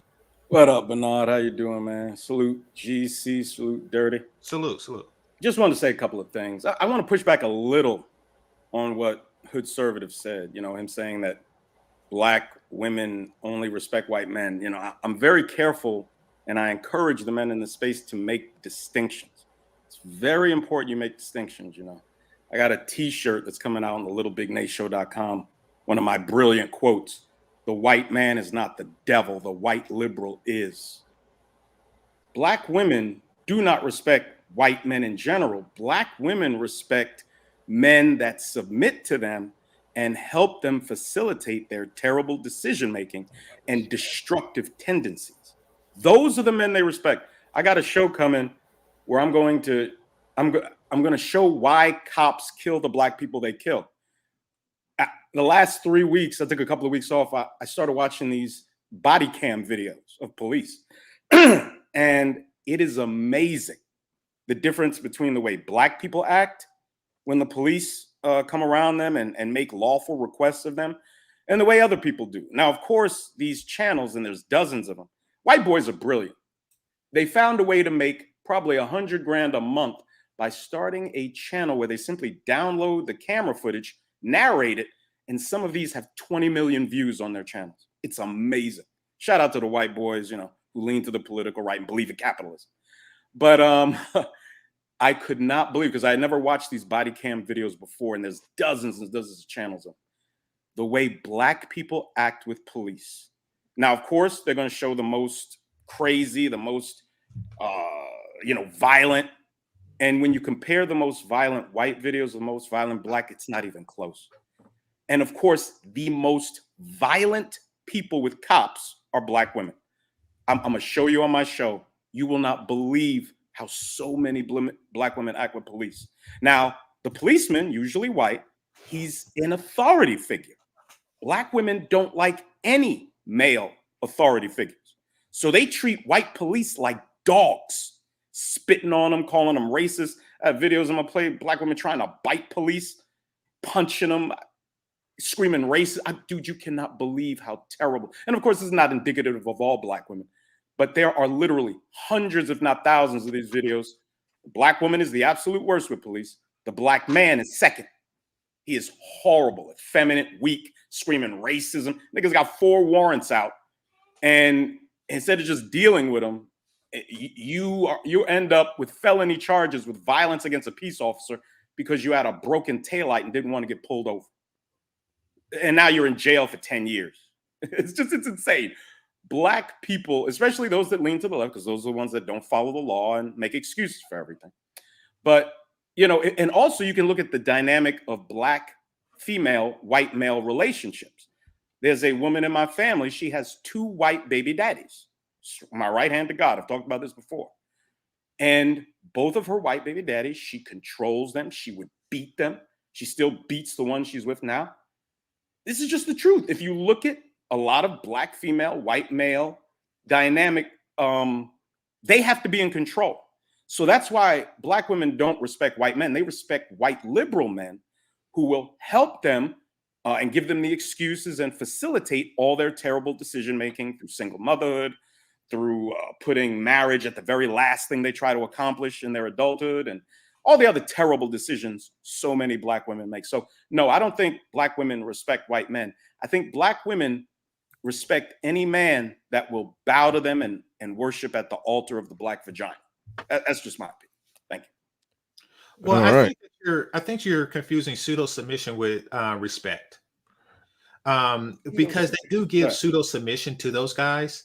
and which sometimes can give the appearance of respect, but they don't respect those guys if they're attempting to control them, and they know that they can't control them. Yeah, the only type of respect Black women will give are to men that submit to them. If you dare try to exercise dominion over your household, over your family, you know, they require you to protect them and provide for them and all that good stuff. But of course, you can't give them any direction whatsoever. Well, You're that's there if to they come and respected you, save you them could. once they tear shit apart. Yeah, and that's what I was saying. If they respected you, then they would submit to your dominion. So they don't respect the guys that you're talking about, but they are giving like pseudo submission. Yeah, they'll show some modicum of respect to men that submit to them. Maybe that's the good medium. But Right. yeah, it's not pure respect. It's they will tolerate, they will deal with, they'll throw some pussy to, they'll speak highly of. I mean, look at what Black women are doing. The Attorney General of New York, the District Attorney in Atlanta. These Black women are being used to destroy the white man that most Americans want to be president. Black women end up used by the Luciferian left and white liberals to do a lot of their dirty work, because if we put a Black woman's face on this wickedness, then nobody can say anything about it. But more and more people are noticing the complexion and how the women look who are being used to help tear down our political system and our election system. So yeah. All right. Captain Cisco in the building said, Lil Big Nate, I told Bernard Riley to watch police cam videos. I do apologize. I'll be slacking. Don't stop sending me stuff, Captain They're Cisco, amazing. even though I'm sorry, go ahead. No, I was just saying, even though I'll be slacking on watching it and watching the stuff you send me, don't stop. I'm gonna get to it eventually. I never Go ahead, watched Nate, then I gotta pass it. I never watched these videos until about 3 or 4 weeks ago, and I've just been amazed the amount. These Black, a cop will come out for some disorderly conduct and disturbance at some apartment complex, and a Black woman will scream, curse, yell. She's kicking the cop. When you assault an officer, that's anywhere between 2 to 5 years, like almost mandatory. Yeah. Depending on how hard the cop pursues it. You cannot assault an officer. These Black women, and again, Black men are not much better, but it is amazing. Again, if it was just white men, then they would do with these white men with guns who, depending on the circumstances, have the right to blow their brains out. They would respect these white men, but they don't. That was my ultimate point. All right. Men in authority, they don't respect ordinarily. All right. Passing the mic to OGJ Speed. Wait, hold on, real quick. Real quick. What exactly is going on there? Why is it a woman bent over with like a sparkling flash coming from her ass? What's happening? What's going on right there? Read the title, bro. Damn the blue jeans. Should tight clothes be considered a red flag? Okay, I read it. I still don't know why that's in your avatar picture. Because that's my next show. Oh, that's your next show? Okay. All right, cool. No problem. Well, all right, what you got today? So y'all brothers say I don't get on the women. Okay. All right. Your numbers are pretty much right. You went through it, and your numbers this morning was pretty close. What are you talking about? When you was talking about the salaries. What you mean what I'm talking about? Oh, okay. Is that what show you was doing this morning? Well, I mean, we an hour and 40 minutes in, and you just said my numbers was right. Well, you didn't. You was talking slow, so I didn't know you were saying. I thought we came to talk about the show you was doing this morning. I didn't. Okay, all right. I'm caught up to speed on where you at now. Go ahead. All right, thank you. They're pretty much close, but I don't know that situation. I don't know. I listened to some of the stuff that was going on this morning, so I really don't have too much pushback on that. But since there was another topic came up, then I'm going to talk about it. I sent you, as well as I sent others, there's a channel called We Are the People, our ex-police and our ex-sheriff deputy would counteract a lot of things that were said before me. And there's videos all over YouTube who ordered the police, and most of them, 90% of them, are white males. So I think there should be some balance. You can do whatever you want to do, but there's just as much information out there as far as what the police do and how they go about enforcing the law, and that might have a lot to do with it. I will be the first one to say that sometimes we don't know the law itself, and we sometimes, most of the time, we give away our rights because we speak too much. But hey, it is what it is. But there is a counter conversation to all that as far as black people are acting up and white people don't. Matter of fact, I did a whole thing, and I think I titled with you, Bernard, white girls act different than black women. Please, Becky, don't let us down. I did that show about 7-8 months ago. You never checked it out, but you were the title of that show. And I went through the videos and showed white women acting up on the plane, and white women acting up in stores, white women acting up in encounter with the police. So it's not really a race thing. I think it's more of the lack of respect of police officer and the lack of respect of the citizen when they come to connect with each other. So you can make a show of that all you want to, but there's evidence on both sides. All right. Yeah, it's bounty time. Go ahead and get it in. Get it in.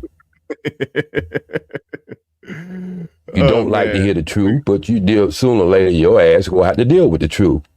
You can have one side stories all you want to, but you live in the reality of life. You will have to deal with the other part too. So go ahead and bounty my ass off if I disturb you too much. All right, yeah, all right, bro. Move, passing the mic. Dirty folks, go ahead. You got the floor. You got the mic. Man, I came up here because Hood said something, but now I forgot what Hood said. I do want to address what SKC and what Little Big Nate said though. SKC is right. Everything he said is right. I wouldn't have said it like that, but he's right. Where are you saying SKC is in the chat, or do you? Wait, he ain't been on. Wait, who was that? At the top, conservative. Nah, game changer. Game changer. GC. My bad. GC was right. He's just but I want to. Little Big Nate. Here's the thing. Black women don't respect anyone. What you said was respect is not respect. Here's the thing. What you said is an example of what I always say, that the only people that can stop Keisha is Karen. And I don't trust any man who marries a black woman. I don't care what color the man is, because I know he's subservient to black women. Bro, the thing is, it's the hatred of authority that takes us there. When y'all was talking about Jim Crow was the reason that white women started feminism. Feminism was started by the pamphlets that black women had, because black women have always hated you. The Ida B. Wells and the Madam C.J. Walkers, who had 3 black husbands because she wished she could have a white man, but it wasn't legal. And they made these pamphlets for something called the Black Woman Coalition. And white women enjoyed those pamphlets so much they say, "Yo, we want to enslave our men too." So they just made feminism. So the way that what year did those pamphlets come out? I'm curious. 1906, something like that.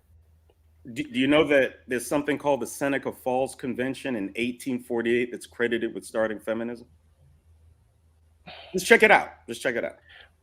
Bro, I know it's a long time coming. You went through the women's Reformation movement. You went through a lot of stuff. But when it came to what they're now calling what is his name, bro? Dude that talks about the New World Order. Alex Jones?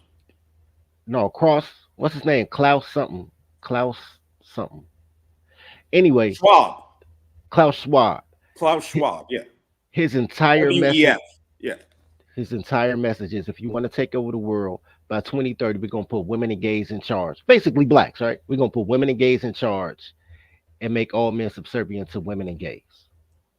And that's exactly what the Biden administration is doing. More transformers and homosexuals in a political cabinet than ever seen before. I mean, tons of them in his cabinet. And of course, black women are running everything. And you know, and they don't know shit. They just do shit. They destroy shit, to be honest. Black Democrat women destroy shit. All black women are Democrat. 98% of black women vote Democrat. I know you're looking for that 2% so you can say not all, but I gotta address this. Dirty. I gotta address this. Are you done? I want you to finish. No, go ahead. Go ahead. Okay, all right. Let me address this real quick. To all the gentlemen who say, oh, Nate, 95% of them are toast. Look, I'm not going to argue with you. You know, you gentlemen have the right to your opinions. I don't necessarily think it's 95%. Me personally, I think it's closer to 70 to 80% of them are toast. But let's go with your number. 95% of black women are finished. They're toasts. They're leaders of the herpes world order. They got the right to kill their kids. All these horrible things that black Democrat women are into. Okay. If there's 23 million black women, approximately, 10% of that is 2.3 million. 5% is now 1.15 million, if my math is right. That's a lot of women, 1.15 million. So even if it is just 5%, I'm going to reach out to those 5% because I know hundreds of black men haven't put on the Mano meetup and talked to men, you know, over the past 2 years. And many of them want wives, and a lot of them want black wives. Don't get mad at me because they want a black wife. You know? I'm not mad about a fetish. So if I can get some of these 1.15 million black women to line up and do what the fuck they're supposed to, I can accomplish my goals. That's all. I give you your 95%. Great. I get you, bro. I'm not mad about a fetish, bro. I'm not mad about a fetish. What do you mean a fetish? Anybody who wants a black woman, that's a fetish. And you know, anybody that wants whoa. Why is not wanting a woman, period, a fetish? That's not a fetish. That's biology. Anytime that you say you want a black woman, that's a fetish. Whoa, the desire to reproduce your particular group of people is a fetish? Yes. You don't. Please don't go here with me. Listen. I got you on this one, Dirty. Come on. You don't. Look, my particular desire to reproduce your people, the tribe you come from, is not a fetish. The tribe I come from is not a fetish. Black is a fetish. Playing the crayon game is a fetish. If I go out my country, no, look, bro. If I have to go out my country to another country where they have a different religion, a different language, a different culture, different food, and the only thing we have in common is a skin tone, but you don't understand nothing I say. But I'm like, yo, I got a black woman from somewhere. That's a fetish. Well, no. Who's saying that? No, I'm saying black you just said no. Okay, go ahead. Check this out. I come from a neighborhood, and I've always been jealous of this. I come from a neighborhood that a lot of my childhood friends marry girls that live 3 blocks away from them. And when I got in my 20s and 30s, I was like, yo, that's dope. Because we came from the same culture, the same education system, went through the same situations. There's a reason that you think that all Chicago content creators are wild, but this is just how Chicago is. So it's people that understand where we come from. I don't wear Timbs. That's New York. I don't wear khaki suits. That's LA. Chicago, we wear snakeskin on our hats, and they're like that's crazy, but that's Chicago. That's the culture. That's the tribe. The tribe is based on a cultural background and hegemony. When you say, yo, I just want a girl of this color, I didn't say that. Bro, you're putting words in my mouth. I'm not, bro. I've been in this space for 4 years. I say a proper woman. I don't say a black woman. You're putting words in my mouth. No, I'm not. No, I never said that. No, bro, that's not what you just said. You normally say proper woman. No. I said if 95% are trash and 5 are not, that speaks to my position. You're ignoring that they're decent women. I'm not. 5% might be decent. No, I'm not. I'm saying exceptional people. Exceptions make exceptional people. The rule is the rule. If I'm looking my whole life for an exception, then I'll miss the rule. I'm saying if I go off of this is what it is, then when the exceptions happen, you give them exceptional treatment. You're looking for the exception instead of just being like, yo, this is the rule. I'm gonna help organize the exceptions. So there's a group of women that can be chosen from. That's what I would hope to do. Like I said, Dirty, you may not concede it, but you're gonna have to because I don't lose debates. You said 95 or whatever percent are trash. No, I didn't. You Funny said shit 95 said this year. whatever That's not what I trash. said. That's not what I fine. said. But That's the not what I said. 95%, whoa, you got to let me talk. I said You said 95. you said the Democrat. 95% or whatever, or guys in the chat, 95% are trash. I said, okay, I concede that. The 5% I'm talking about obviously aren't trash. So it's not just that they're black. I'm not going to let you do that. That's not what I'm saying. No, I said 95% of black women, and I really said 98% of black women are liberal. I said they all vote Democrat. They all have. It's technically 96%. That's I didn't say it was trash. The highest number that black women on a national election have voted is 96% Democrat. So that leaves approximately 4% that aren't. Now, so now you have to mobilize that 4%. Okay. What's your problem with me doing that if I can do that?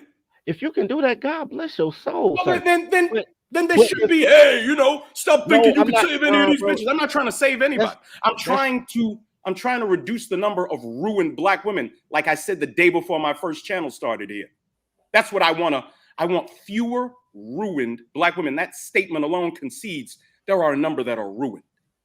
I know what I'm talking about.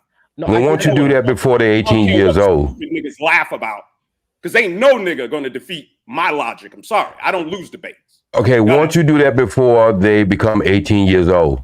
I'm not talking to you. I'm not talking to you, dog. Hey, Bernard, I want to ask you a question. I do want to ask you a question. I want to ask Bernard a question. Bernard. You're muted, Bernard. You muted.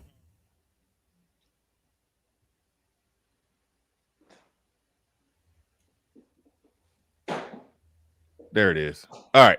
My bad, y'all. I was muted for a minute and I didn't even realize a big as OG would say, an ambulance rolled by, and I had to mute ambulance rolled by, and yeah.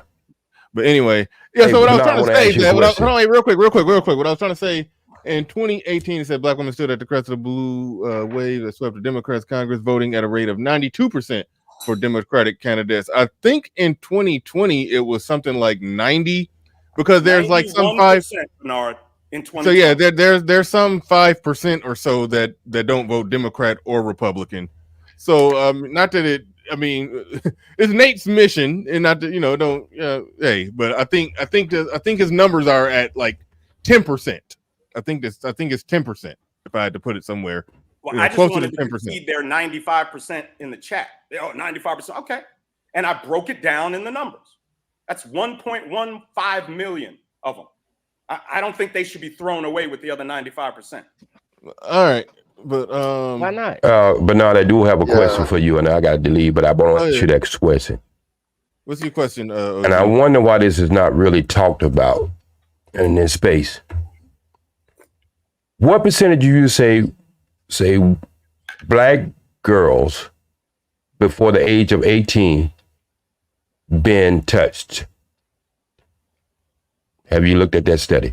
Actually, me and X do talk. Every time I do a one-on-one with X, that comes up. Okay. But the percentage is something like I think 1 out of every 3. Yeah, like 35%, 33%. Yeah. And by the age of 16, it's up to 60%. And some. Well, okay, yeah. It gets shaky. I know it can get sticky. Hold on, wait. I know it gets sticky. I know, because I did some content on that a while back. And they say that 1 to 18 being touched, it could be anything from forcible penetration to just a grope, and they counting teenage kids, and so it's like, I mean, listen, it's all bad, but when the numbers start increasing once they get higher up in the teens, because they had and they get 15, 16, even 17, they had an age where they go into parties and stuff and all kind of stuff going on, and yeah, so yeah, but it gets shaky. I asked you that question. As far as the ones that was that were touched, as children by adults, and it wasn't just kids. And because within those stats, it's a lot of kids playing house with each other. I'm talking about too. So that's why those stats are. But no, reason why I asked you that question. Go ahead. Reason why I asked you that question. we know that we're very impressionable on our children because their mind is developing, right? Mm-hmm. Mm-hmm. Wouldn't you say? Yeah. What kind of children you think that produce? The just for that action, that's within our household, our community. They say most children are touched by people they know, so that's in our reach of control. So what kind of generation do you think that's producing? I totally disagree with that, OG. I don't. Okay, wait, hold on, real quick. Okay, I got you. Explain what you mean by within the reach of our control, because every household is separate. So what happens in my household is in the reach of my control. I can't control what's happening 10 blocks down. So I understand that. That's not the question I'm asking you. I'm speaking of parents now. I'm speaking of parenting now. That's what I'm speaking of more than anything. And I'm saying, if them children are the future, what example of you think you would see that someone who had a traumatic experience, what would it produce? If somebody was, well, okay, I will. What are you saying? If there's an individual who was, you know what I was saying, you were about to answer. Hold on, wait, no. If yeah, I'm struggling too, OG. Where are you going with this?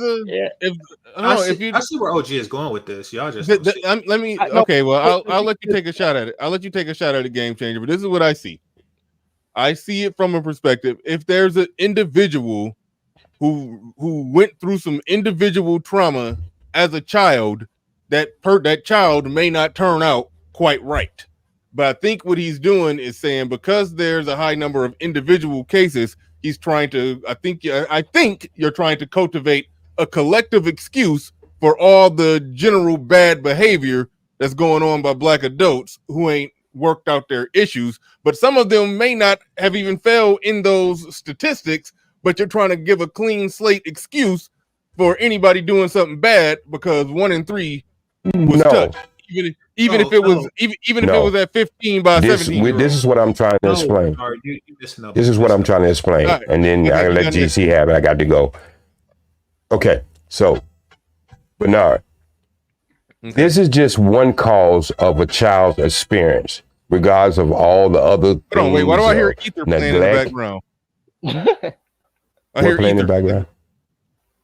I heard the beat to ether. Somebody got music playing. All right. It's not me. All right. Okay. I'm hearing things. Never mind. Okay. All right, carry on. So I'm just saying, this is just a certain percentage of just that act. And then you infiltrate, or you put into all the other things in raising children. And then the numbers start to get a little more deep. And the reason why I say this, because I'm just saying, dysfunction is dysfunction, bro.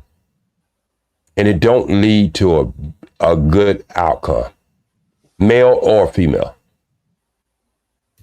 Until we're able to stop some of that at that numbers that there are, because I put it up in the back chat, the latest study. Okay? And we're not even talking about neglect, abuse, walk away, one parent home. We're not even putting all that stuff into it. So this is why I speak the way I speak. Okay. So, all right, hold on, hold on. GC wanted to take a shot at what was going on.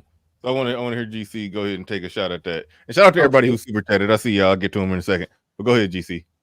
Okay, so I think that the problem, and the reason why nobody up here is getting it, but me and perhaps 30 folks, is that y'all are thinking of Black women as individuals that are capable of thought, of self-sufficient thought. If you look at them as people who just react to outside stimuli, then nothing they can ever do is their fault.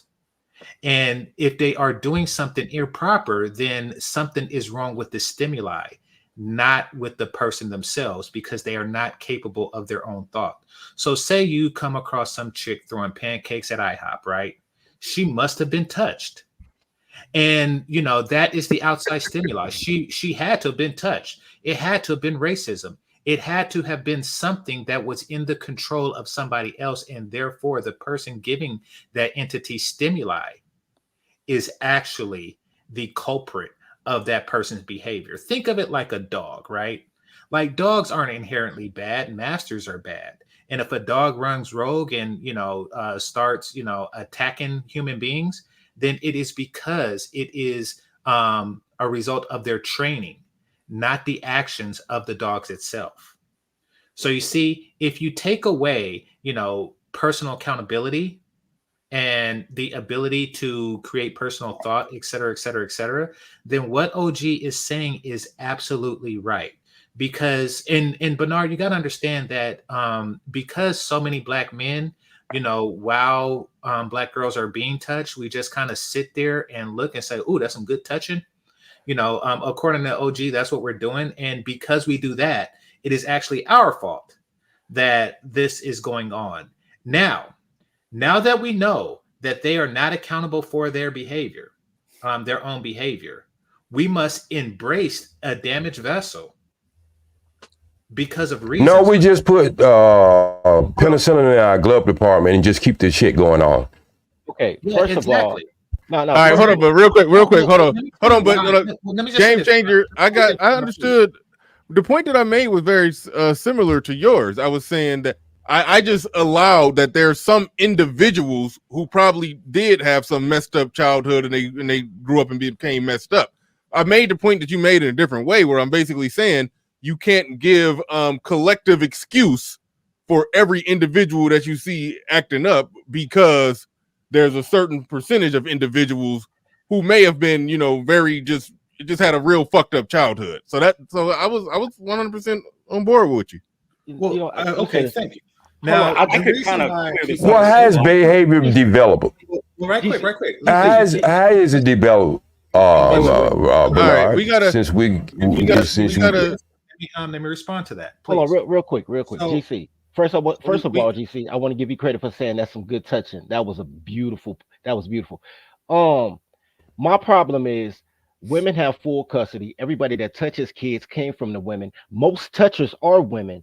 Penetration is grape juice. That's men. But sexual assault is women. You know how many? Most girls tell me that they play auntie touch their pocketbook. A man never touched them. Y'all take all accountability and autonomy away from women. If she has all the access of all the play uncles and don't say y'all, say OG. Say OG. Address the individual who said OG is saying that uncle, which is her biological. I never said men. Okay, I said touching. I never said men, so y'all can get off that bullshit line. So you get off that high wire. Okay, that's cool. And you let women been touched. Further down the line, you'll find out that touching. I've been trying to snatch my goodies since I was 7 years old, playing house and catch a girl and anything else. Shut up. Look, at the end of the day, bro, again, I never said men or women. Did I, Bernard? I like playing house. Look, my and she did too. That's why she played. No, but I'm just saying, I did say boys too. Look, if I could kind of breaking up so a little bit. Arguments is just going to the garbage can. Real quick. All right, we haven't heard from. Is that Jesus Mike? Oh, well, can I respond to the penicillin, please? All right, make it real quick. Oh, please don't respond to that. That's some of the most goofy shit you ever said. Very quick. From illness is goofy. Anyway, the reason why I must protect myself is because there's so many bitches out there. You see, somebody touched them, and now I need penicillin to protect myself from them. Okay, we'll go with that. That's cool. That's cool. All right, Freeman's Journal. Go ahead. Please. Thanks for your patience. It ain't gonna get no better. And Sir Tice, thank you for the Cash App. Do appreciate that. Shout out to everybody supporting the stream. Shout out to Captain Cisco. Shout out to Sir Tice. Shout out to, he says, if OG, oh shit, no, don't respond, OG. Because if OG's numbers is correct, how come they don't out these people if they're still being affected by these pervs? Thank you for the super chat. Appreciate that. Don't respond, OG. That's a legitimate question though, Sir Tice. We may circle back to that. But all right, I think it was some other super chats. Start putting them up on the screen, RM. I'll gradually get to them. But go ahead, Freeman's Journal. Oh man, I forgot what I was gonna say. No, I sent you a link in the back. You want to play that? What is it? Twitter at the top. Yeah, I mean, set it up so we know what we playing. What is this?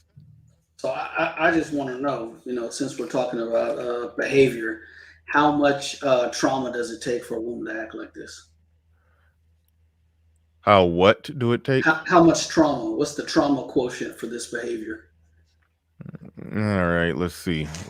I have no idea, but I normally don't play stuff I haven't seen. Bernard's very cautious. Yes, he is. Well, not even that. It's just that well, I don't know. We'll see. I can't get that up here. Where is it at? Okay, nope, not right there. Damn it! All right, here we go. I think that should be. Oh, this thing is acting real laggy and slow. StreamYard's wilding on you. Oh wait, no, I don't got it brought up. Here we go. All right, here we go. All right. No, everything just moving kind of slow. But all right, here we go. I have no idea what this is. Yeah, you're dumb. Nigga, you're psychotic, nigga. Bro, you was a little ass boy. All right.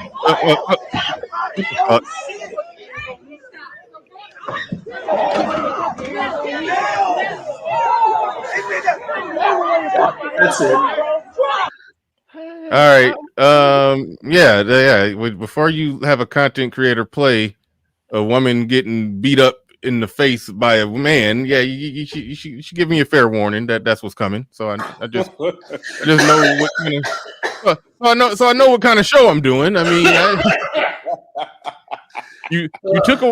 I feel violated. You took away my choice from this equation. You just forced that on me. Yeah, I feel touched and violated. I'm gonna have trauma. I didn't know that was coming. You should. All right. All right. So just say, what's the like? And he didn't give you no Vaseline. What is the trauma quotient? I mean, because she took the first one, came back for a 2-piece, a 3-piece. She came back for all of it. So I was wondering what was the trauma quotient there. Well, this whole trauma quotient must be a really widespread phenomena because there are literally hundreds and thousands of videos of Black women fist fighting all over the place. There are entire reality show industries built on Black women beating the shit out of each other. I'm sorry. But it's just Nate, why are you blaming her? She was touched. Oh my God. You're right, GC. I'm sorry. And in reference to those touches, yeah, and why would you even not consider all the white women? But now you want to play something I want to play. With white women acting up. See, y'all play this bullshit. Well, hold on. Yeah, no, hold on, real quick. OG was saying that I want to play some white women acting up because I mean, yeah, they do act up, but here's the thing: this you got to understand. Overall, it's 1 out of every 25. 1 out of every 4 women are touched. So that white woman is acting up. OG, she was touched, right? It's 1 out of 4. But again, this is what I'm talking about. My last question was for you, Bernard, and this will go back your ass all the way up in the corner. All right, you show me one nation is on this planet where you have strong men and they women is not following in line. If I could, Bernard, address this. Not in. I'll wait. A postmodern feminist I'll wait. Country. America. Oh, so I'll wait. Okay. Well, I'll do you one better, OG. Which one of those? Hold on. I want to respond. America is a country. I still wait, regardless of what you say. What do you mean you still wait? I'll wait. He named literally the most powerful country. Pick out one. He literally named the most powerful country on earth and with the most wayward women. So I don't know how. I'll say again. Let me ask my question again so you can get a true understanding of what I just asked. You show me a place on this earth where you got men who are in control, today women don't listen to them. If the men are in control, by default, the women listen. Listen, hold on, OG. Let me try to hold on real quick. I'm gonna go to you next, Little Big Neighbor. Let me try to explain it like this. In this modern 2023 world that we live in, a country on earth where there's strong women and the women are in line following behind the men is typically because they have to, because those women are subjugated and not given the freedoms that are given in America. So that's why I don't know. That's not my question. That's not my question. So you got to put all that into equation, bro. My question is. So if you no, we follow your question to its logical conclusion and look at what's going on today. Strong men subjugate women. That's what you're basically getting. You got to understand the question. Basically, where in the world are the men in control and the women please, Penn and Senator King, we ain't listening to you no more today. I'm asking that question, but not for a reason. Not being controlled, Bernard. That's essentially because he don't ride around with penicillin in his glove department. So I just really want to ask him that question. Because the question don't make no damn sense. Regardless of what you say, how you say it, 90% of the Senate. Wait a minute, I won't give no numbers because I really don't know. But I would say majority of the Senate is men. The majority of the judges on this land is men. The majority of the Congress is men. So, what are we talking about? I don't know what you're talking about because control is one thing. You know you don't know what I'm talking about because you know, again, my first question leads to my second question. I don't know what you're talking about because that's why you can't answer it. Okay, go for it. Because all these men make the laws in their country. Regardless of what the laws is, what the severe of the laws is, they still run their country and they're not sitting around complaining. Bernard, do you know what the hell? Okay, so by that logic, America is checkmate. The place that you're talking about. Can I address the whole like I said before. Checkmate. Like I said before, checkmate. America is the place you're talking about where the men. You can't answer the question because you don't have an answer. Wow. I'm triggered. I've been waiting to answer that question for a whole year, and I know you just gonna yo-yo around it because you cannot answer it. I just answered it. What do you think an answer is? You cannot answer with a solution while we're going through the shit we're going through in the United States. Wait, I got a solution. No, it's not. It's all the same question. How you get to the results is from a strong country that has strong men leadership. And you cannot answer the goddamn question because you're not up in this square. I can answer it, OG. I can answer it. Very simple. I answered your question. Go ahead, sir. I answered your question. Like Monopoly, I answered your question. Okay, this. I know you got y'all in stitches right about now, haven't I? Actually, you don't. Actually, you don't.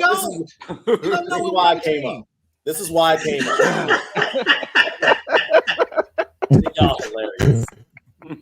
This whole get the penicillin out. You gonna need some goddamn Tylenol to go with that penicillin this morning. Why do you keep bringing up penicillin? That's some boomer shit, bro. Because that's kind of creepy, bro. OG. That's not creepy. You use electric tape for condoms. That's creepy. There's nothing wrong with penicillin. You taking a good doctor toothache medicine and using it for your own goddamn personal bullshit. What? All right, Sir Tice, he said you can answer something. Go ahead. I don't even remember what the question is. Yeah. Good afternoon, gents, and chat. It's very simple. Anybody that says this point that OG saying clearly doesn't understand the legal system. This is a land of fill in the blank. A land of the free. Laws, not men. Land of the free. That's what I thought. That's where I thought you was going. Exactly, a little bit, Nate. So a judge, OG, can't just arbitrarily go against the law that will be more favorable and such. Okay, it doesn't work like that. In other places where there's Sharia. Fill in the blank. Law. Thank you. Law. Thank you. So it's still law. Just saying that men can arbitrarily. We want women. Women can't work. Who make the laws? Oh my Who make the laws in the United States? Men, right? If you're advocating for subjugating women, I think I don't think you can get that much pushback. No. I'm advocating. Who make the laws in this country? Men, right? Dark Knight, hey, DK. Well, a couple of little women on the sideline, but men majority. And the judges are men majority, and the police force is men majority, and so you're not gonna be able to get around this goddamn question. We just answered it. Question again? You're a little stumped, ain't you? No. He's basically trying to say the that question is men asked and are answered, in and all- since you don't have a rebuttal to the answer, you just say, "I got you." Right. What the fuck? He's basically saying that because men are in all the facilities. I got you because you can't answer it. Okay. Freeman's Journal. What's 2 + 2? 4. Got your ass. Checkmate. I backed you In into a your corner. world, You don't know what to say. it might be You don't 4 know or what 8. 2 + 2 is. That is what you sound like. The question is asked and answered. No, that ain't what I sound like. That's what you want me to sound like. But everybody can hear my fucking question, and everybody can hear what I just said, and you're not gonna be able to get around it. Anywhere you got a strong nation of men who take control, they're not complaining about no goddamn women. Over and over and over again. Bro, What is wrong? Who's complaining? Oh, hold on a second. OG, last I checked, the conversation was about you trying to rationalize their demonic behavior by them all being touched. The host of the show said if it's 1 and 3, Controlled by men. 1 second. If it's 1 and 3 for black people, it's 1 and 4 for white people. That's not much of a difference. I didn't say women don't touch. But I'm saying when you go to that court system, and when you go to these systems, they are ran by men. Don't get around the question. Answer the goddamn question. Answered it. You can't. He hasn't provided the example of where men are in control. He hasn't. He's just asked a question. 1.13 billion men He has provided no in countries that are Islamic states, and some countries in the motherland, there's not Islam countries, are still not having the fucking problem we are having here because men know how to take control and not get up and complain about women. Everywhere in the West, shit is falling apart. Come on, man. Everywhere in the West, they having similar problems. I got you, but that comes from leadership. Okay, and so they Regardless of however you look at it.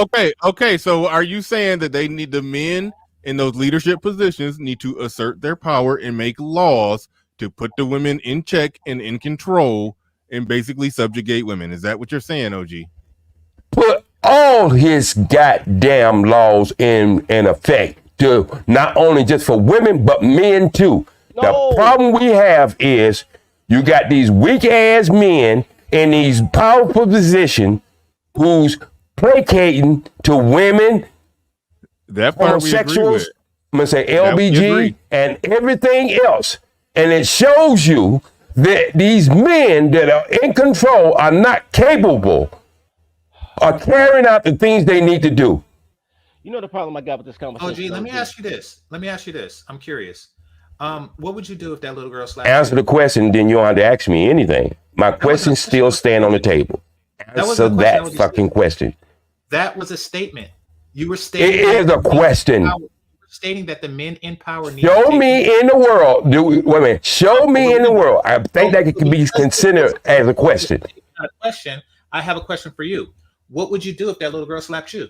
No, I want you to answer that question. We don't have to go anywhere else. We're in the first inning, bro. You can't get to the second inning. You haven't been struck out yet. I haven't been struck out yet. Answer the goddamn question. You can't. You cannot answer the question. Show me where there are strong men who take control of their laws and present laws that affect the community that they are building. Are they sitting around complaining about women?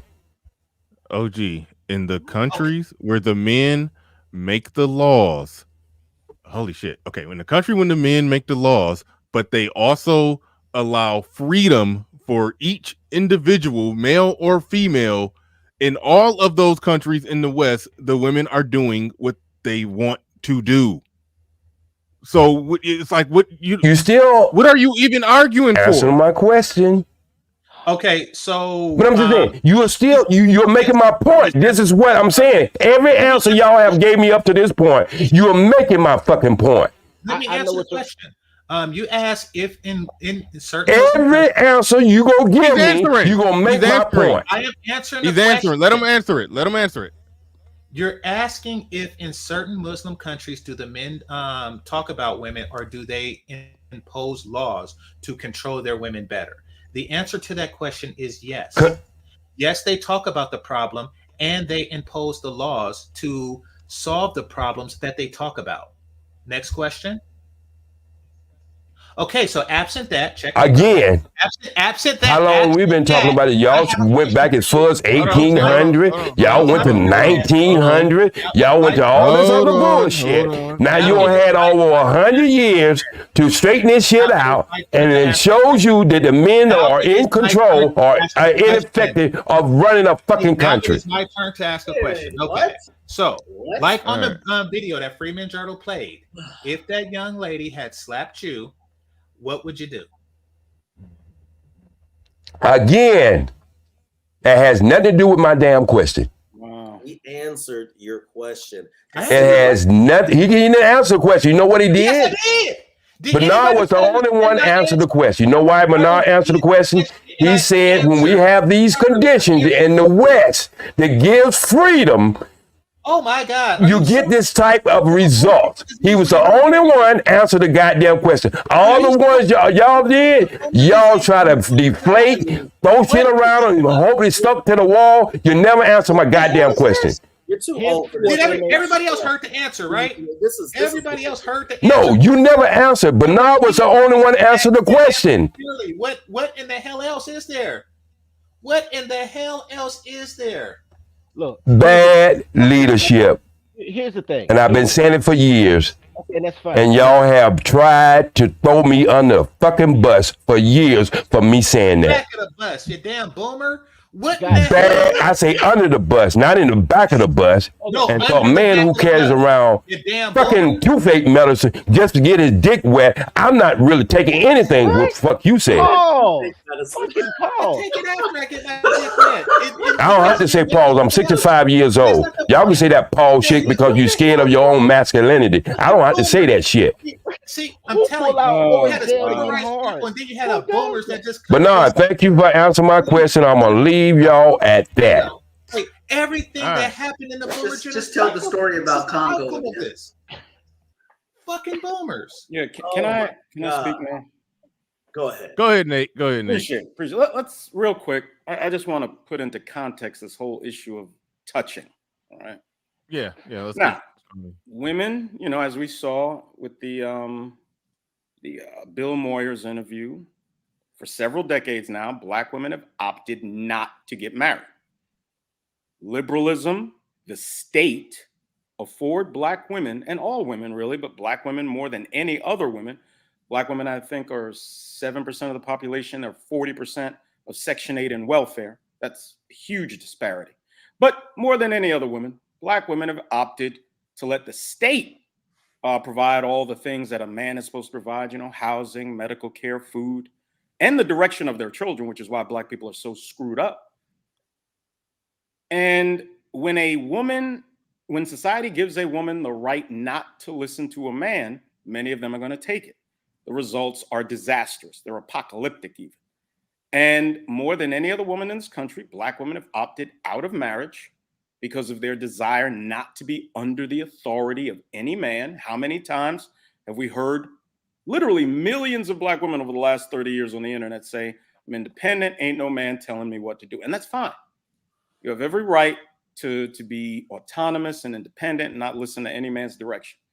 But there are consequences that come with that. And, all of America is headed where Black America is now. 30% of white children are born out of wedlock. 52% of Hispanic children are now born out of wedlock. And the same problems will persist. Now, when a woman can just do what she wants and have whatever men in out of her house, first of all, biological fathers very rarely violate their children. It's so incredibly rare that it happens. Biological fathers almost never violate their children, male or female. It does happen, but it's very rare. The vast majority of sexual violating of children comes from the men and the people that the mom brings into the household. Now, if mom's autonomous, mom can do what she wants to do. Mom can have whatever men she wants over the house. She doesn't vet them. This is Black culture today, unfortunately. How is it not the woman's fault that so many women end up touched, whether they're by women or men? How many videos have we seen of Black women blowing weed smoke into their children's faces with their stud girlfriends?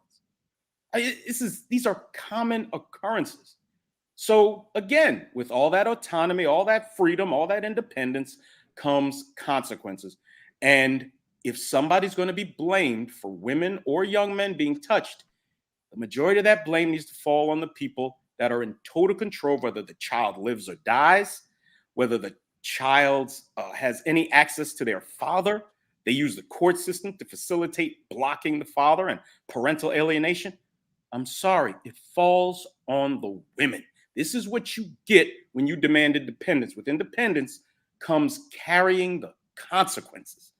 And it needs to be where it belongs. And put it on the men, these dirty niggas that are less than 20% of Black men that are making, children with 3, 4, 5, 6 different women. Put it on them niggas too. But you can't put that on Black men because it's less than 20%. Punish those niggas severely. Got no problem with it from me. Thank you. But Little Big Nate, you didn't answer my question. You know what my issue is? This is my trigger. That sounded like a conversation I have with my dad.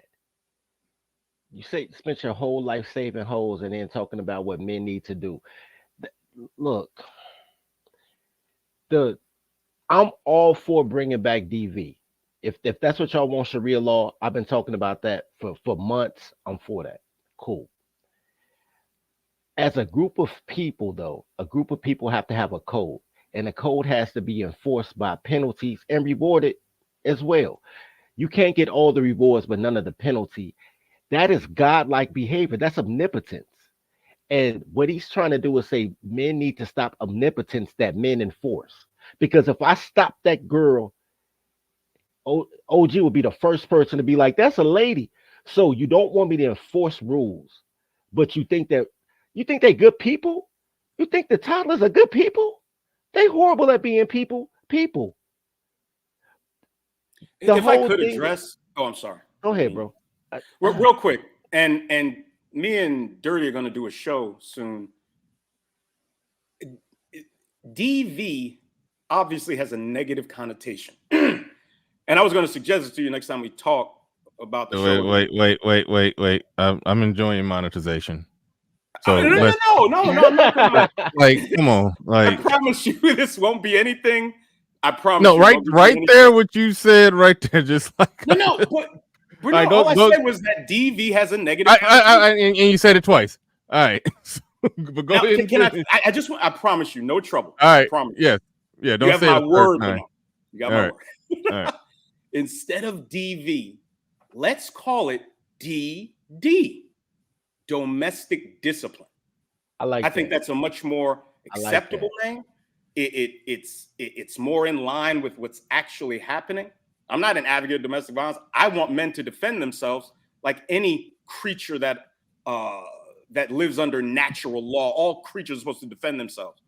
So if a woman wants to pour hot grits on you, you have the right to defend yourself, even if she's a female.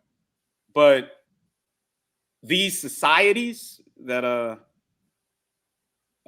that guy was talking about, a lot of them have honor killings in their society. Bangladesh, India, Pakistan, several of these countries have honor killings. I don't know who's up for that. Those are some of the ways they keep control of their women. I'm not advocating that. Now, I can't speak for Dirty, of course.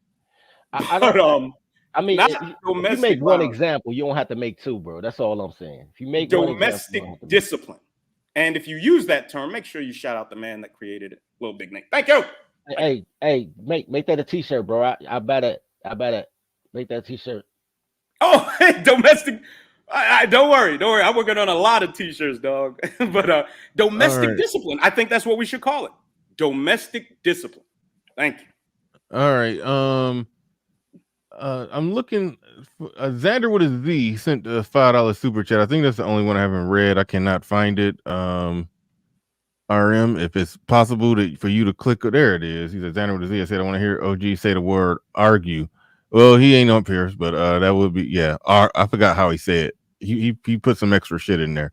But all right. But thank you for that super chat. Do appreciate that. Thank you everybody who supported the stream. But we about to get out of here. Anybody got anything else they want to close it out with? Because we about to get up out of here. We about to get up out of here. But anybody got any final words before I'll be broadcasting tonight on Rumble. We're gonna go over all these amazing body cam videos. And the name of the stream will be Why Cops End Up Killing Black People. It's not as often as you think. It's about 250 cases a year, you know. Black women terminate that many black people by lunch. 250 out of 1,000. That is one of the things that like blew me away when I came to realize that, because I remember back in, I don't know if it was 2014 or 15. I was under the impression back then that it was like, I think they polled people and said what percentage of police killings are of black people, and I think a lot of people in the general public had it up in the 80 to 90%, and they would have polled me. I may have fell in there. Like I thought that it was that high. I actually looked that up. That's what social media did. Yeah. When I actually looked it up and saw that, it's 25%. But I don't know how low that number should be. But I mean, in a perfect world, everybody would get killed at their perfect population percentage. But that 25% is not astronomical, especially given given the shit that you're going to expose on your show. Because I already know what them videos look like. I got a good idea of what the shit gonna look like. So yeah, it is an interesting thing. But they definitely led us to believe that as LeBron James said, we're being hunted as soon as we leave the house. That's so, but it's not exactly like that. But all right. We about to get up out of here. So shout out to everybody in the building, and also special thanks, shout out to Machismo TV. Welcome to Machismo TV, the ultimate destination for modern men seeking to upgrade their lifestyle. Subscribe to Machismo TV and Saul T-Balls. We stream daily from 12 midnight to 8 a.m. Eastern Standard Time, the best male-centric content. Highlight reels without reviewing or providing any editorial bias to the content.